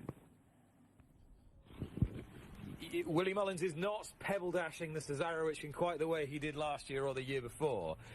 He has, however, got the favourite in the mare, Great White Shark. Jason Watson won the race for Mullins last year on Stratham, and he gets the leg up once again for the master of Closutton, Martin Dixon. Tell me about Great White Shark's credentials here, and is she credentialed enough to be 9-2 favourite? No, well, I didn't think so. She ran in the race last year and she was disappointing, she was laboured, and she obviously needs to be better than that today. Now, clearly, the last time that we saw her over hurdles, she put up a career best effort over hurdles, and she's been laid out. The blue jacket who's come through, but still got a fair bit to do to catch this leader. Down the centre, Dark Lion may just be running out of gas, and on the near side, it's Erasmo's come through. Erasmo's going to be tackled by Sakir, and between horses Ludo. These three have gone past the favourite. It's Erasmo on the near side, and Erasmo coming away to win this by a couple of lengths to Sakir in second, and back in third was Ludo. Olivier Pelé set out his intentions, didn't he, from the start? Dark Lion went to the front, built a big lead, but in the end not getting home under pretty testing ground at Chantilly. And all the action is down this near side, and is Erasmo in the Godolphin colours, who'd won a maiden at St. Cloud last time out, going in again under Nico Bartzone at 4-1, beats Asaka. Fabrice Chappé's charge in second, and Ludo crosses the line in third. Dark Lion well beaten. This is Hexham. They're getting ready. Really hard as well last year, and he still managed to finish fourth. It was a good run. He's a couple of pounds well in under the £4 penalty today. Not so sleepy, and he's fresh, isn't he? He had a good break before that Pontefract win, which was quite impressive, really. It was a small field, but he's obviously done it in this type of competitive race in the past. Future Investment was one I was interested in. He's been nibbled at in the market now. He's into 14-1, but I think he's a horse that's always looked like a thorough stayer. He should stay 2¼ miles. When he won at Chester a couple of runs back, that was his first try at 2 miles, and he was strong at the finish that day. All righty. A horse I have backed, actually, earlier today, is the other Cromwell runner, Whirling Dervish. He is very well handicapped on his old form for Jessica Harrington. He was knocking around with the Twilight Payments and Southern Frances and Mustajeeds of this world. Yeah, he's off a lower mark. Now, I just don't think he's had anything like a good enough stamina test over hurdles. The hurdle race he was running in at Listowel over 2, he just looked as if he couldn't get into them. Yeah, he's well handicapped. You look back to that second to Mustajeed in the listed race a couple of years ago. That was a really good run. His mark has come down a little bit since then. He's down to 94. He could be well in off that mark. What about Rock Eagle? Well, he was a very talented horse back in the day, wasn't he? He's still not had much racing at all, has he? And he won the Old Rowley Cup here as a 3-year-old. That was, 2 years ago now, but he's had very little racing since then. And he's been running like a horse that wants more of a test of stamina these days. He's been in steadily run races so far this year, but closing all the way to the line, this certainly won't be steadily run. All sorts of huge price horses with some sort of a chance here. Gold Arch has been in good form. Vis-a-Vis was fourth in this 2 years ago. Yeah, all sorts of possibilities, but the flag is up for the 2020 Cesarewitch, and with that we hand up to Alan Howes. Alan, good luck. Last one moving in, set to go. Vis-a-Vis the last one in. And they're off. Racing away for the Together for Racing International Cesarewitch Handicap Stakes over the 2¼ mile journey. Mr. Chua is one of the first ones to show. Australis is also up with the early gallop, and so too Arthurian Fable as they work through the opening furlong. Not So Sleepy and Summer Moon are also prominent runners as well through these early stages. Coltrane still very wide on the track together with Coeur d'Alene as they work through the opening quarter mile of the contest. Out in front then, Mondaine joins in with Not So Sleepy. Right in behind these are Whirling Dervish and Summer Moon in the yellow, and Leon Cavallo's got a prominent role as well. Then Mr. Chua Australis toward the outside in the red from Blue Laureate. On the inside is Gold Arch, Arthurian Fables next, and then came Rock Eagle and Cleonte as they begin to make the run towards the final 1.6 miles. Making ground to the outside is Vis-a-Vis. Then came Rajinsky in Indianapolis, and Takarengo and Great White Shark is racing towards the midfield together there with Just Hubert on the inside in that yellow jacket. Linwood Gold's behind that little group of runners, and then All Right Sunshine and Future Investment. Coltrane is just worse than midfield at this early stage of the contest. Mutadafex towards the back of the pack early on, so too True Destiny, and Rashun's one of the back markers, and Smart Champions just about last of all. Heading away then towards their one and only turn, and it's Not So Sleepy that leads From Mondain in the silver jacket, Leon Cavallo handy in third. Then Summer Moon is racing in fourth. From Mr. Tour, Australis, Arthurian Fable and Rock Eagle, Cleonte, Whirling Dervish and Blue Laureate. From Vis-a-Vis and Jukebox Drive gets the first mention. From Just Hubert, then Gold Arch and Rajinski, who's in the orange jacket. Takarengo is just behind Rajinski. Then Great White Shark, followed by Coltrane. He's still some way back through them, along with Linwood Gold. As they make the corner then, and as they race towards the final 9 furlongs, it's Not So Sleepy who's out in front, last year's fourth. From Mondain, who's racing in second. Summer Moon's to the inside of Leon Cavallo.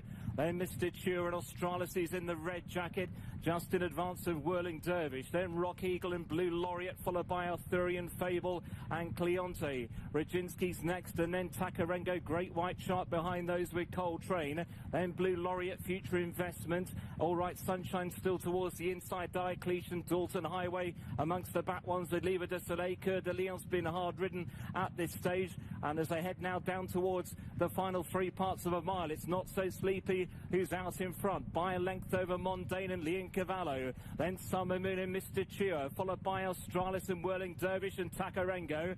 Then Rock Eagle and Arthurian Fable. Coltrane has got much closer.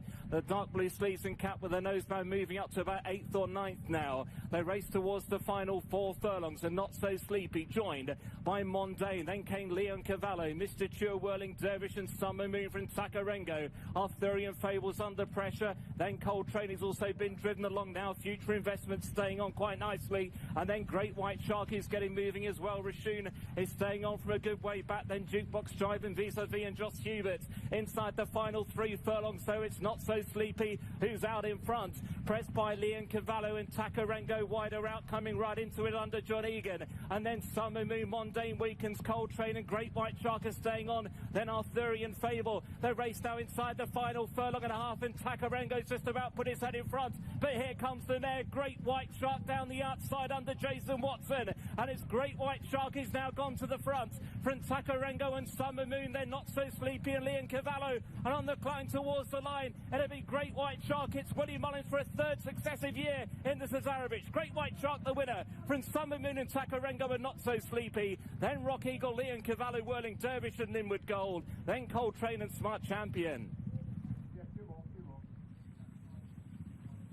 Well, a race which Willie Mullins has made his own in recent years. He's just rolled 1 dice this year, and he's got the job done with Great White Shark, 9-2 favourite. Jason Watson wins it again, as was the case 12 months ago.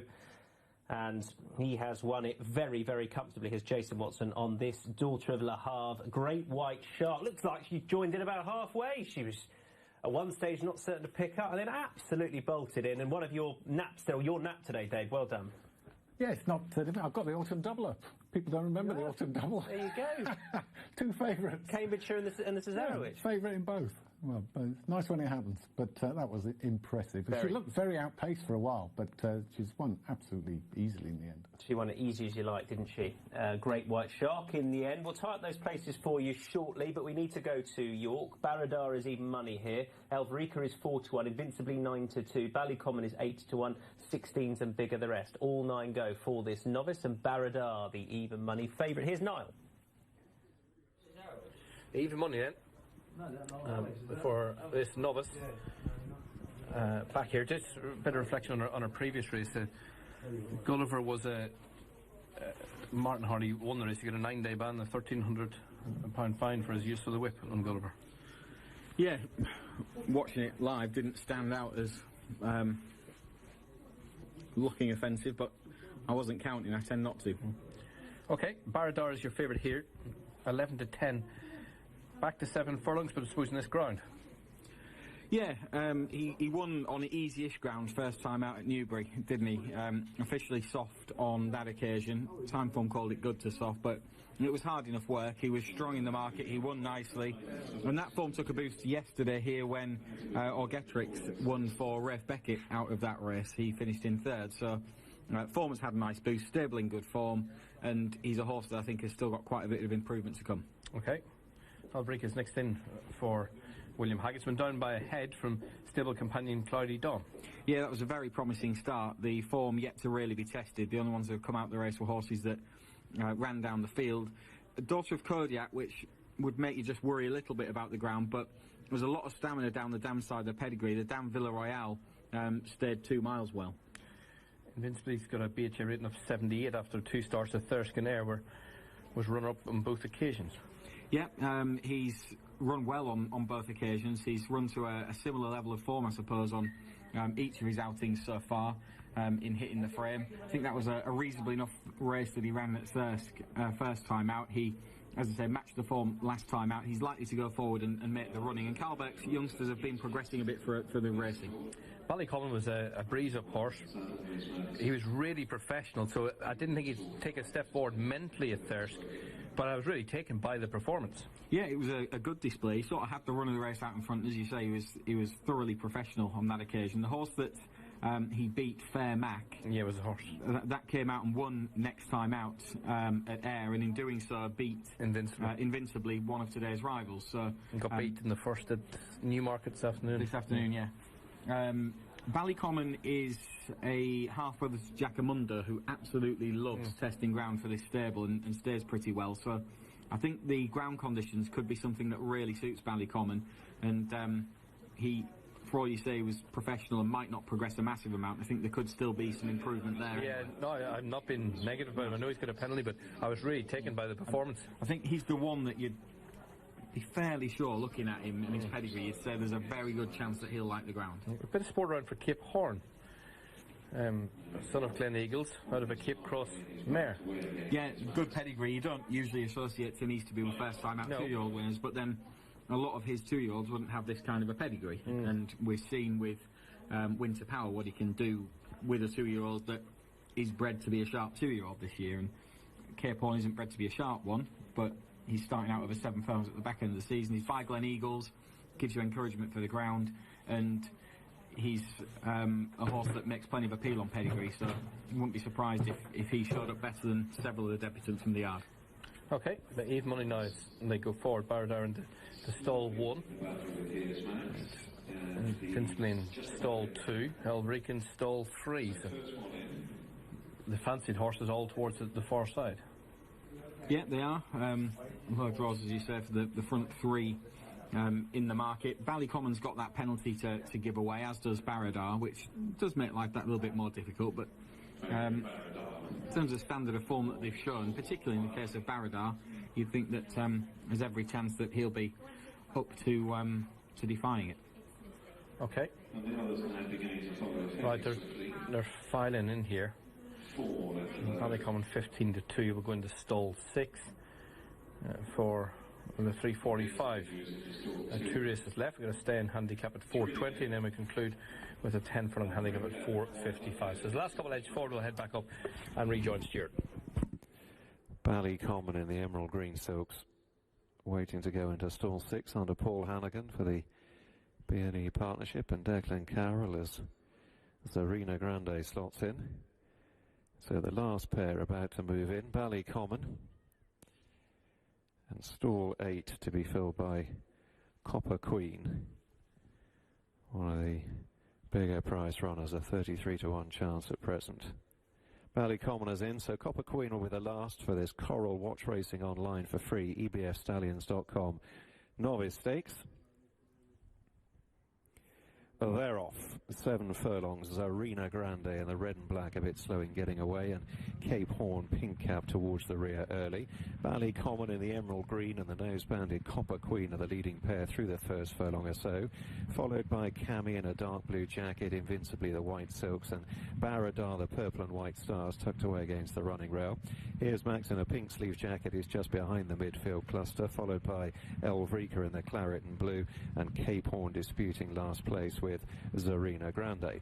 Swinging then towards the top of the straight, Ballycommon and Paul Hannigan lead them down the centre of the course this time. So Copper Queen towards the near side, far side Barradar, alongside Invincibly the white cap. Cami is next, and a little break to Elvrika from Zarina Grande in a red jacket, further back to Cape Horn, and at the back of the field, Here's Max is now last. They're well beyond halfway, heading on towards the last 2.5 furlongs. Ballycommon and the nose-banded by Copper Queen, still trading punches. Baradar on the far side, purple cap, is launching his challenge, invincibly in behind these. Elvrika down the centre, and the claret and blue is staying on from the rear. Baradar has gone to the front, heading towards the last furlong from Copper Queen. Elvrika is still staying on from Invincibly, a bit unbalanced. Ballycommon has weakened away. Baradar is stringing him out here, racing towards the shadows of the post. He's over 3 lengths ahead, driven out by David Egan to make sure. Baradar simply too good for them. Big run from Copper Queen in second, Elvrika third, and right behind these in fourth, Invincibly. Yeah, Baradar was far too good for them at York, wins the 3:45, and as you can see, they're off in the 3:50 at Fairyhouse. 2-mile handicap hurdle. When you're good next, and then Ricky Langford and Robard on the outside of Worcester, Mig the Tyon as they jump the first flight. Moonball followed by Guido Rennie and Graceful Grace, right up in between the pair. Bold Emperor at Auckland Hogner, Ricky Langford. When you're good, and Mig the Tyon. Robard on the outside of Worcester, and then Fogernan, who's followed by It's All Gucci. Fast Bender, 4 lengths to Young Ned of the Hill, a couple of lengths in front of Think Positive. Foul Play at the back of the field and a bit behind. Heading uphill to flights 3 and 4. Moonball, Sean Flanagan, open up a 4-length advantage over Guido Rennie and Donna Myler in a disputing second with Graceful Grace. And Simon Torrens on the outside is Bold Emperor, James O'Sullivan, and then Ricky Langford. Great White Shark, Summer Moon was second. These are the placings. Takarengo third, Not So Sleepy fourth, Rock Eagle fifth, Leon Cavallo sixth, Willing Dervish seventh, and Linwood Gold was eighth. Those are your places. Some were bookmakers were paying up to 8 places. So Not So Sleepy taking them along at this stage, and we've got one nice big group. Where is the winner around about? What? Right in the middle at this stage. There was a point where I thought she's not going to go on and get there. She's not even going to finish in the places, and then she ended up bolting up, Dave.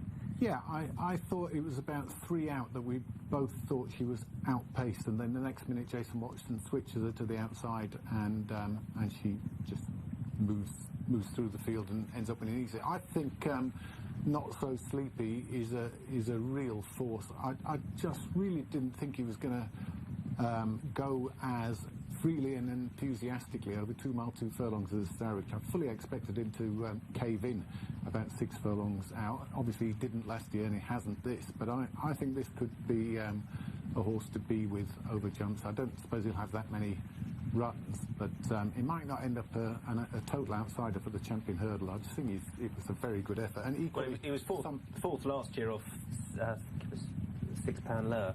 Yeah. But I mean, he's run another excellent race. Yeah, and Summer Moon, the top weight, another prominent racer, has stayed on to be second as well. So I think they both deserve enormous credit. I know often it pays to be up in the van in Sarridge, but it's still an achievement to do so.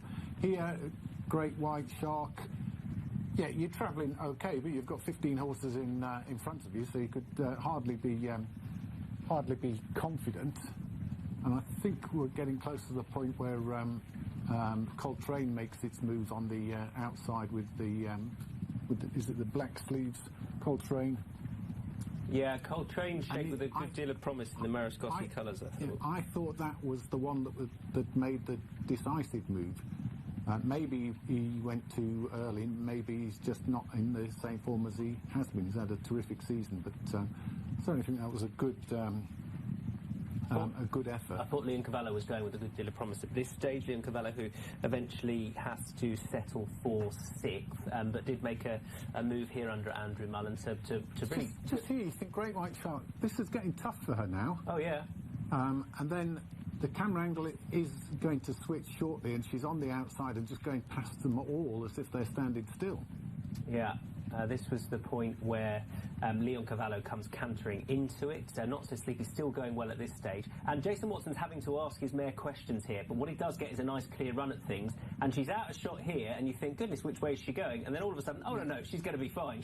And, I mean, she takes it apart. I mean, for him to do what he's done, Willie Mullins, to be he was the first trainer in the modern era to win back-to-back to Starrett, which is, and now he's won 3. He's only had 1 arrow at this.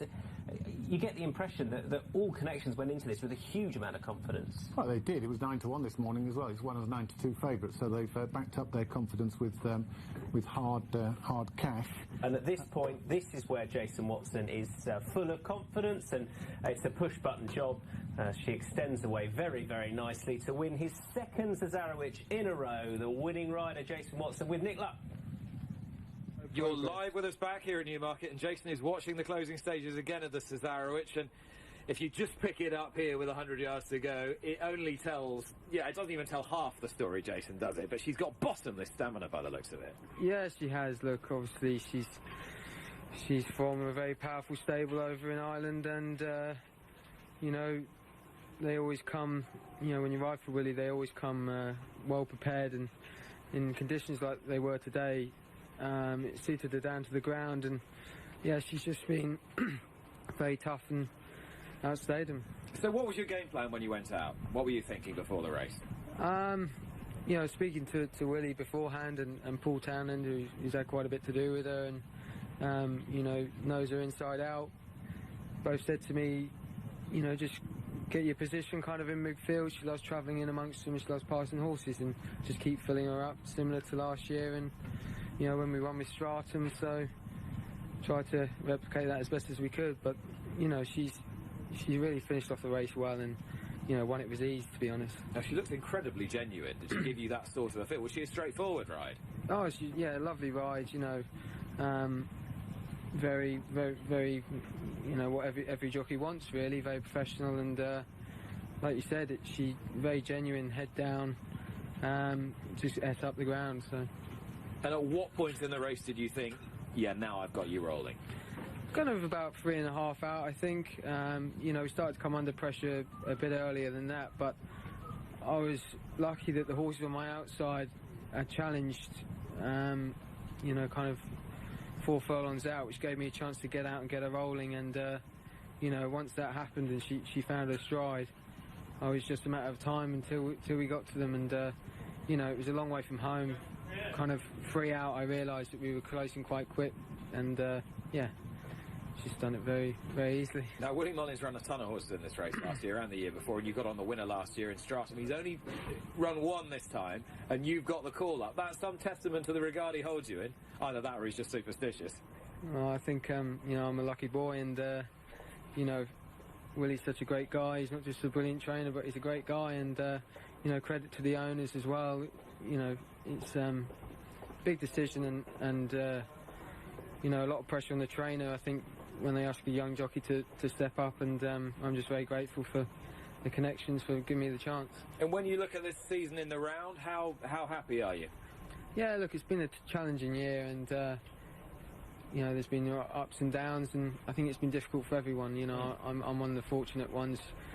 In general, you know, I can go to work every day, and I still enjoy doing what I do, even though it hasn't been quite as successful. But you know, I think throughout history, jockeys have had these times, and you just got to keep going. And I'm young, so hopefully bounce back.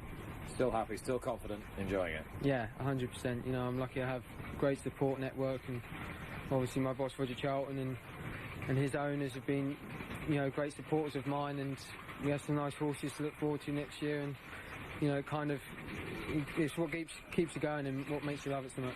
Well, I mean, at this point, you know that whatever happens next year, you'll be back to win the Cesarewitch again for Willie Mullins.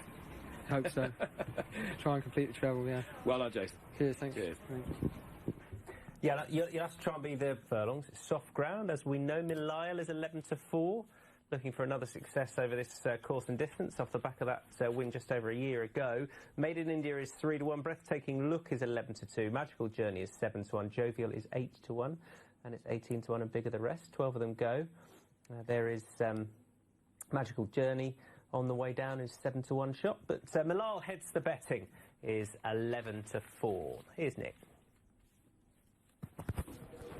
Yeah, Milisle's a pretty good filly to be running at this level, isn't she? OK, the season hasn't been one of unalloyed success relative to expectations, but she's still shown a good level, for all that it's not been quite up to the Cheveley Park of last year.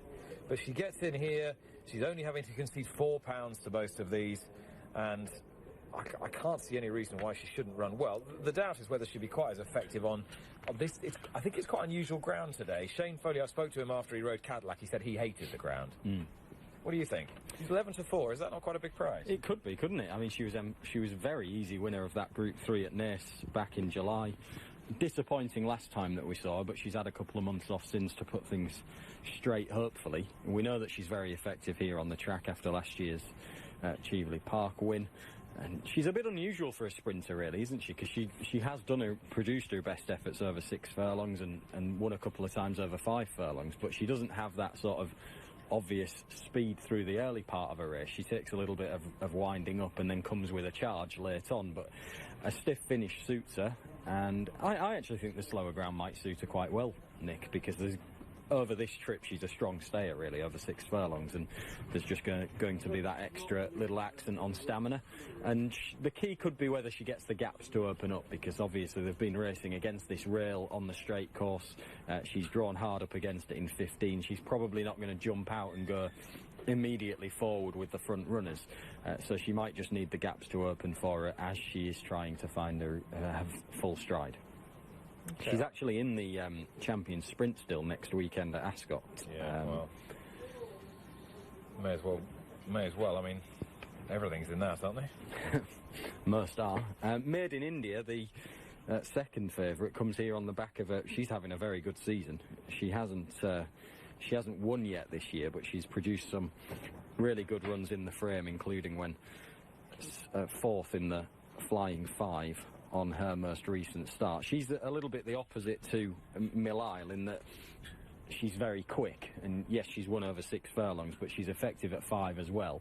And whereas Mill Isle will be coming with a late charge, it'll be late on if at any point of the race. Made in India is vulnerable. It'll be late on when she's starting to tire, having done hard work early, but yeah, the two favourites are very different in that regard and their run style. Breathtaking Looks had a good season too. She's had an excellent season, yeah. She was a little bit unlucky, wasn't she, earlier on in the year? She ran that huge race at York where the leaders went hell for leather up front, and she was part of it, and she got chinned late on by one coming up the near side. But she's been very consistent until last time out at Doncaster, where she produced one of her lesser runs. Oh, Ronan McNally's about to get a short price double up, isn't he? The Jam Man goes in the next at York. Oh, does he? Yeah. The real deal. Impressive today. Yeah. Very impressive. Right, back to this race. Magical Journey's 15-2, same price as Jovial. Magical Journey might have more to offer. Jovial's getting disappointing. Yeah, she is. She's obviously her pedigree is what leads you to... She was supposed to be the second coming, wasn't she? Well, as she was progressing earlier on in the year, yeah, and she went off favourite for that York race. She was fancied a little bit at Newbury last time as well. And the last 2 runs simply haven't been up there with her best form. Her progress has halted, and she's also got to prove herself on softer ground today. I wanted to give a quick mention to a filly I think will run well here at a big price. Lady of Arran. Yeah. Might have the best of the draw. Ran really well here when winning last time. Seems to get on very well with this rider. And my strong impression was, A, that she was...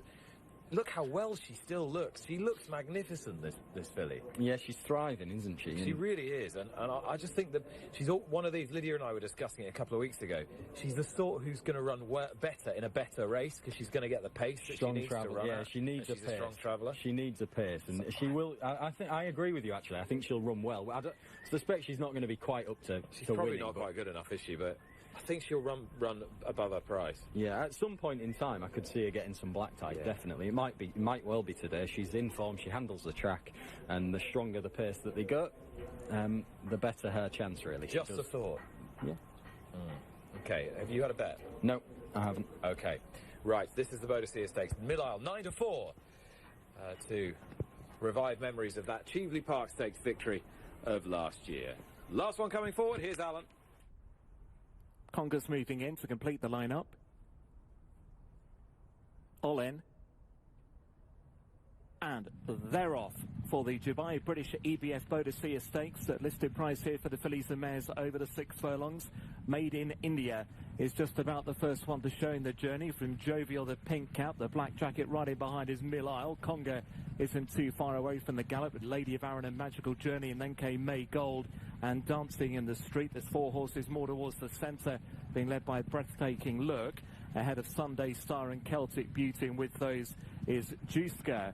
They race up towards the halfway mark, then it's Made in India toward the near side Running Rail, who leads. From Jovial still pressing, another length away to Magical Journey, the white and red from Conga, Dancing in the Street and Breathtaking Look, and then came Sunday Star. Mill Isle is now ridden for more behind the principals. They come inside the final quarter mile. Made in India about to be joined by Jovial, Magical Journey and Dancing in the Street, then Breathtaking Look and Sunday Star wider out from Mill Isle and Lady of Arran. Juska's trying to get rolling late as they go inside the final furlong. Sunday Star now pressing Magical Journey. Made in India drops away. Jovial fighting on. Juska is still coming there with a chance. It's Sunday Star and Juska. Magical Journey and Jovial. Juska now beginning to get up. Juska's going to win him in Bodicea. Juska from Sunday Star, Jovial and Magical Journey. Then came Mill Isle clear from Dancing in the Street and Made in India. Yeah, Juska wins at 18-1. Rob Hornby, Henry Candy. One from off the pace, coming out of stall number 2 down the centre of the track. Juska has won and picked up really well a win from Sunday Star, who came out of 3. Jovial, who was more over towards the stand side, out of 12. Back to York we go for a penultimate contest, a handicap over 2.5 a furlong. The Jam Man, 10-11, has been supported. Solo Saxophone is 5-1, Sassy 17-2, and 10-1, and Bigger the rest. We can reconnect with Niall Hannity. Reconnected you are, as the horses load in. 10-11, a horse who's done a fair bit of travelling the last 6 days, but a strong piece of form from a bad draw at Carney. Yeah, the Jam Man, who will love the conditions and could be on a good mark, so he's an obviously interesting runner. Sassy won the race last year off a pound higher mark, and is handicapped to be going well once again. Return to these conditions will definitely help. Ran well the last time, having soft ground at Redcar. Was behind Sternific on that occasion, who's back down to a pound higher than when successful at Beverley earlier on the year, and that piece of form from Redcar boosted by Frankensteller at this track since. So only a small field, good chance you would think for the Jam Man, but he has got very, very short. All set. They're off, racing over 2 miles. The Coral backing Prostate Cancer UK Handicap, and Hockfeld sent forward to lead them up to the judge first time, tracked by Solo Saxophone in the pale silks. Last year's winner Sassy out wide. Black starred sleeve jacket for Paul Hannigan. Short price favourite the Jam Man. Raw blue silks for Franny Norton on the inner of Speedo Boy in the orange. And then Stonific with a striped cap and Eddystone Rock in the orange and white at the final pairing as they race away towards the back straight. So Hockfeld and Oliver Stammers giving a lead to Sassy, Paul Hannigan, Solo Saxophone, Paul Mulrennan, rein back into 3rd. Speedo Boy, orange jacket for Adam Kirby racing 4th, Franny Norton the Jam Man in 5th, and then Stonific, Shane Gray, blue and yellow silks racing on the far side of Eddystone Rock and double seeking Ben Curtis. They've completed half a mile, racing off across the far side of the Knavesmire, and the leader is Hockfeld. 2 Sassy and Solo Saxophone against the rail, dragged by the white-faced Speedo Boy, and then the Jam Man, Stonific and Eddystone Rock. About 5 lengths would cover them, and in testing conditions, this isn't a dawdle by any stretch of the imagination. Hockfeld leading him down to the John Smith Cup start, 10.5 furlongs from home, to Sassy and Solo Saxophone, then Speedo Boy and the Jam Man in the raw blue from Stonific and Eddystone Rock. Still little more than 5 lengths covering them, and Hockfeld leading by 3/4 of a length. 2 Sassy, Solo Saxophone, course and distance winner earlier in the summer, covered up against the rail in 3rd, with Speedo Boy at his quarters and the Jam Man in the raw blue on the near side of Stonific, and then Eddystone Rock. Through halfway they go, and there's Coral backing Prostate Cancer UK Handicap. Hockfeld with Sassy in pursuit of back-to-back wins in this race. Solo Saxophone and Speedo Boy still sitting 3rd and 4th.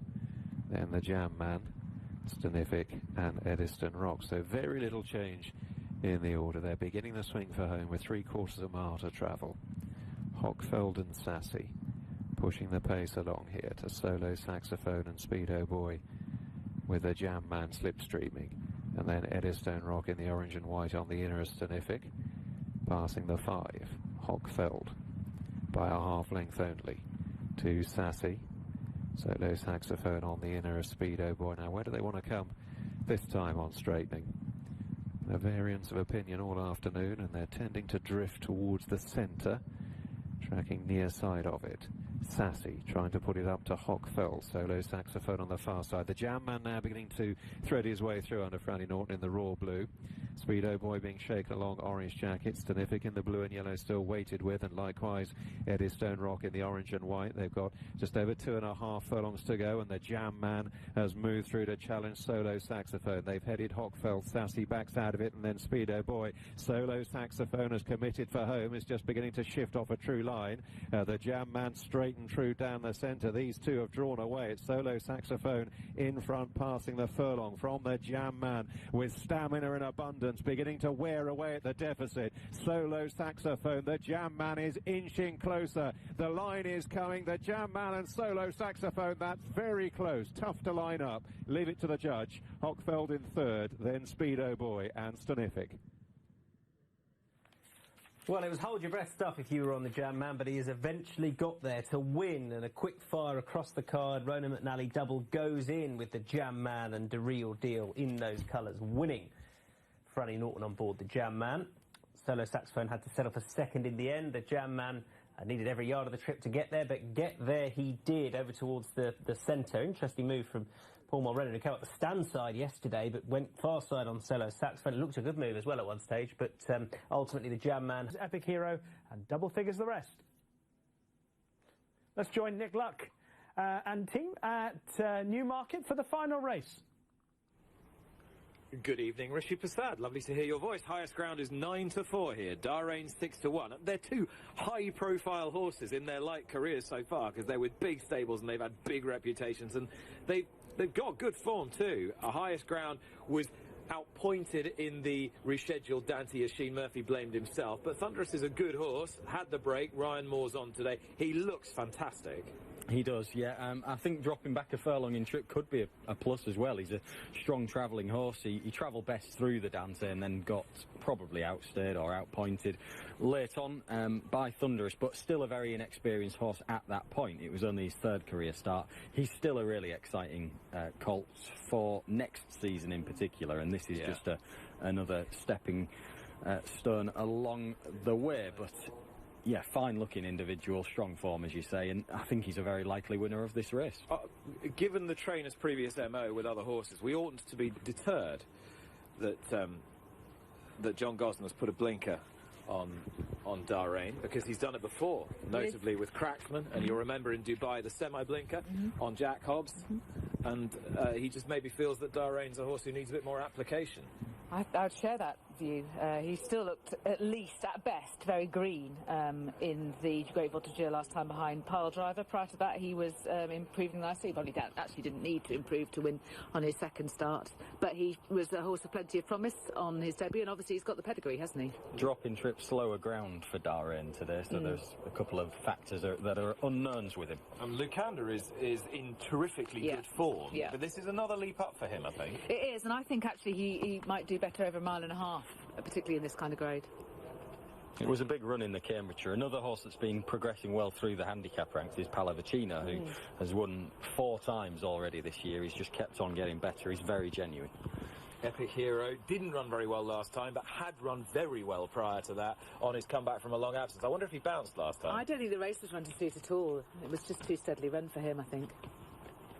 I don't think this will be steadily run. No. He's a good horse, Epic Hero. Yeah, he's very likely to give his running, I think, today in a bigger field race that should be more evenly run. And Kensai Warrior is not impossible on this ground, at the track where he strutted his stuff last year. Plenty of people fancied him for the Guineas at the beginning. Almost unseated his rider at the start. Yeah, and had a long hold in the stalls that day. Not so long this time. Here we go. Away for the Darley Stakes. They go 9 furlongs then for this Group 3. Pallavicino is one of the first ones to show in the journey from Imrahor. Then came Lucander more towards the near side, together with the red-jacketed Lady Wannabe. Kensai Warrior is in the chasing wave in the yellow silks. Deeper out is Marie's Diamond in the light blue, together with Dream Castle. Then came Durain in that claret jacket.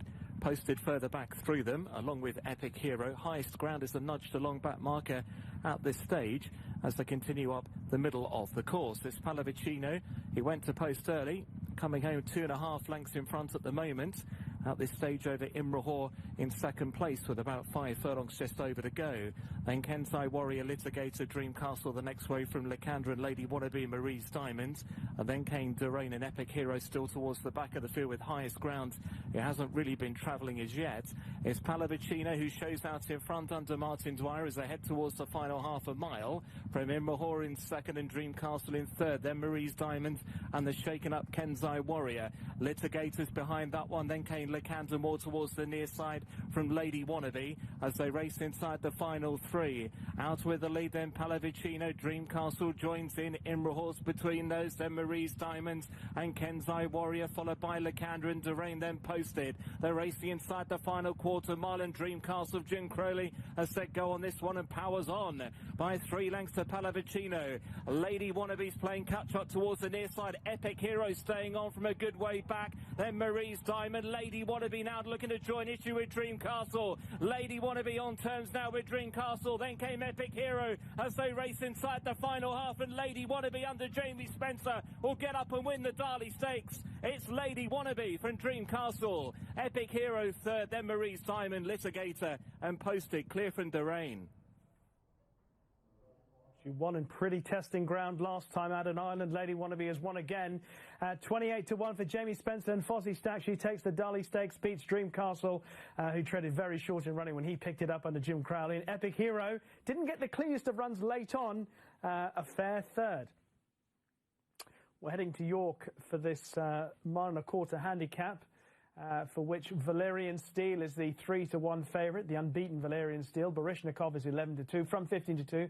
Fisherbull is 7-1 now, 5-1 Baryshnikov. Moronier is 8s from 9s, 8-1 Good Birthday on the Drift, 17-2 La Trinidad, and it's 10-1 Bar.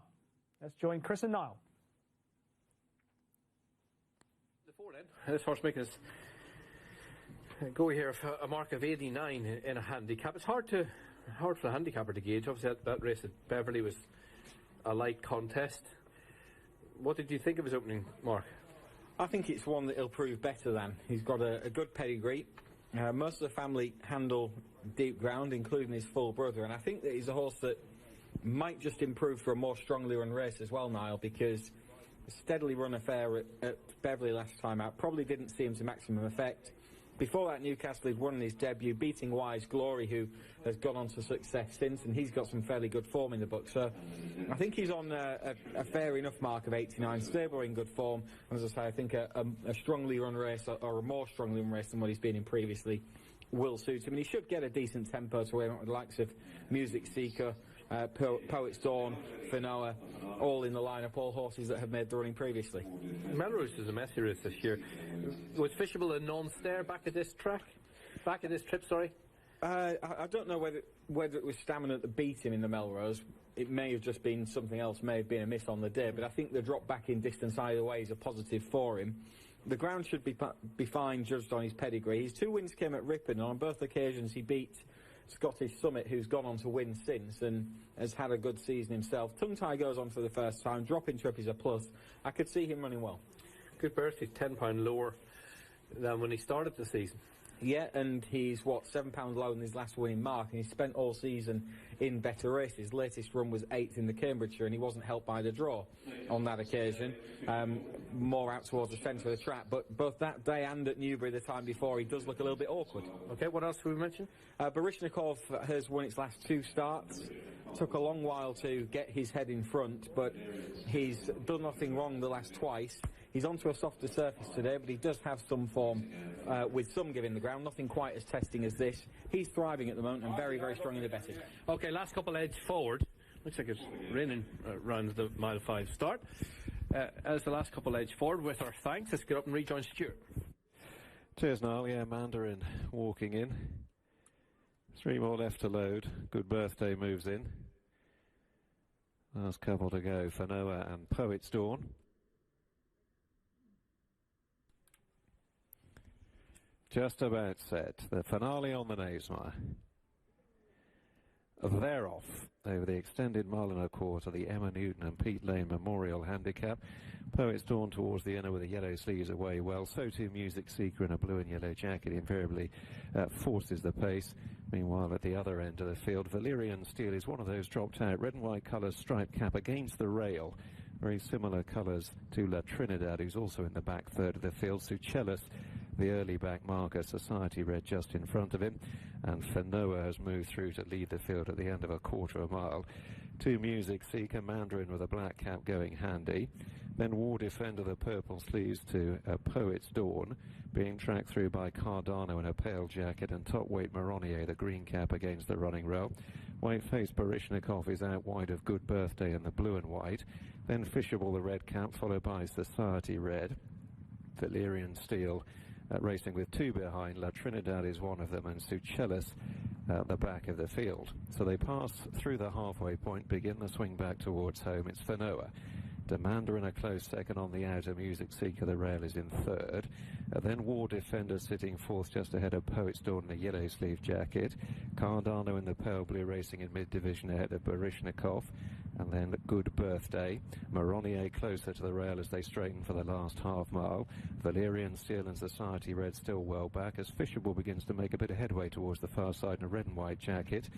La Trinidad towards the rear still, but firmly in touch as Moronier comes under a bit of pressure.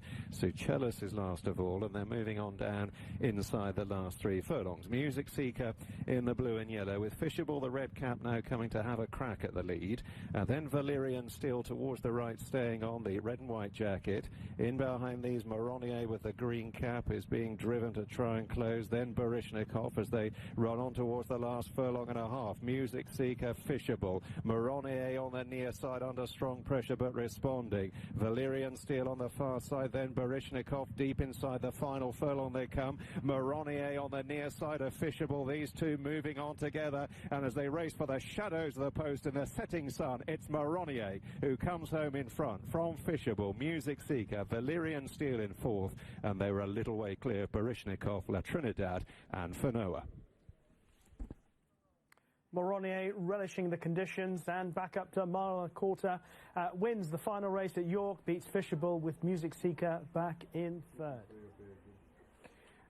Fairyhouse, the next race, 2 1/4 miles, their penultimate race. Jiving Jerry, the 11 to 8 favourite, 5 to 1, call his bluff, 8 bar those. Here's Kevin.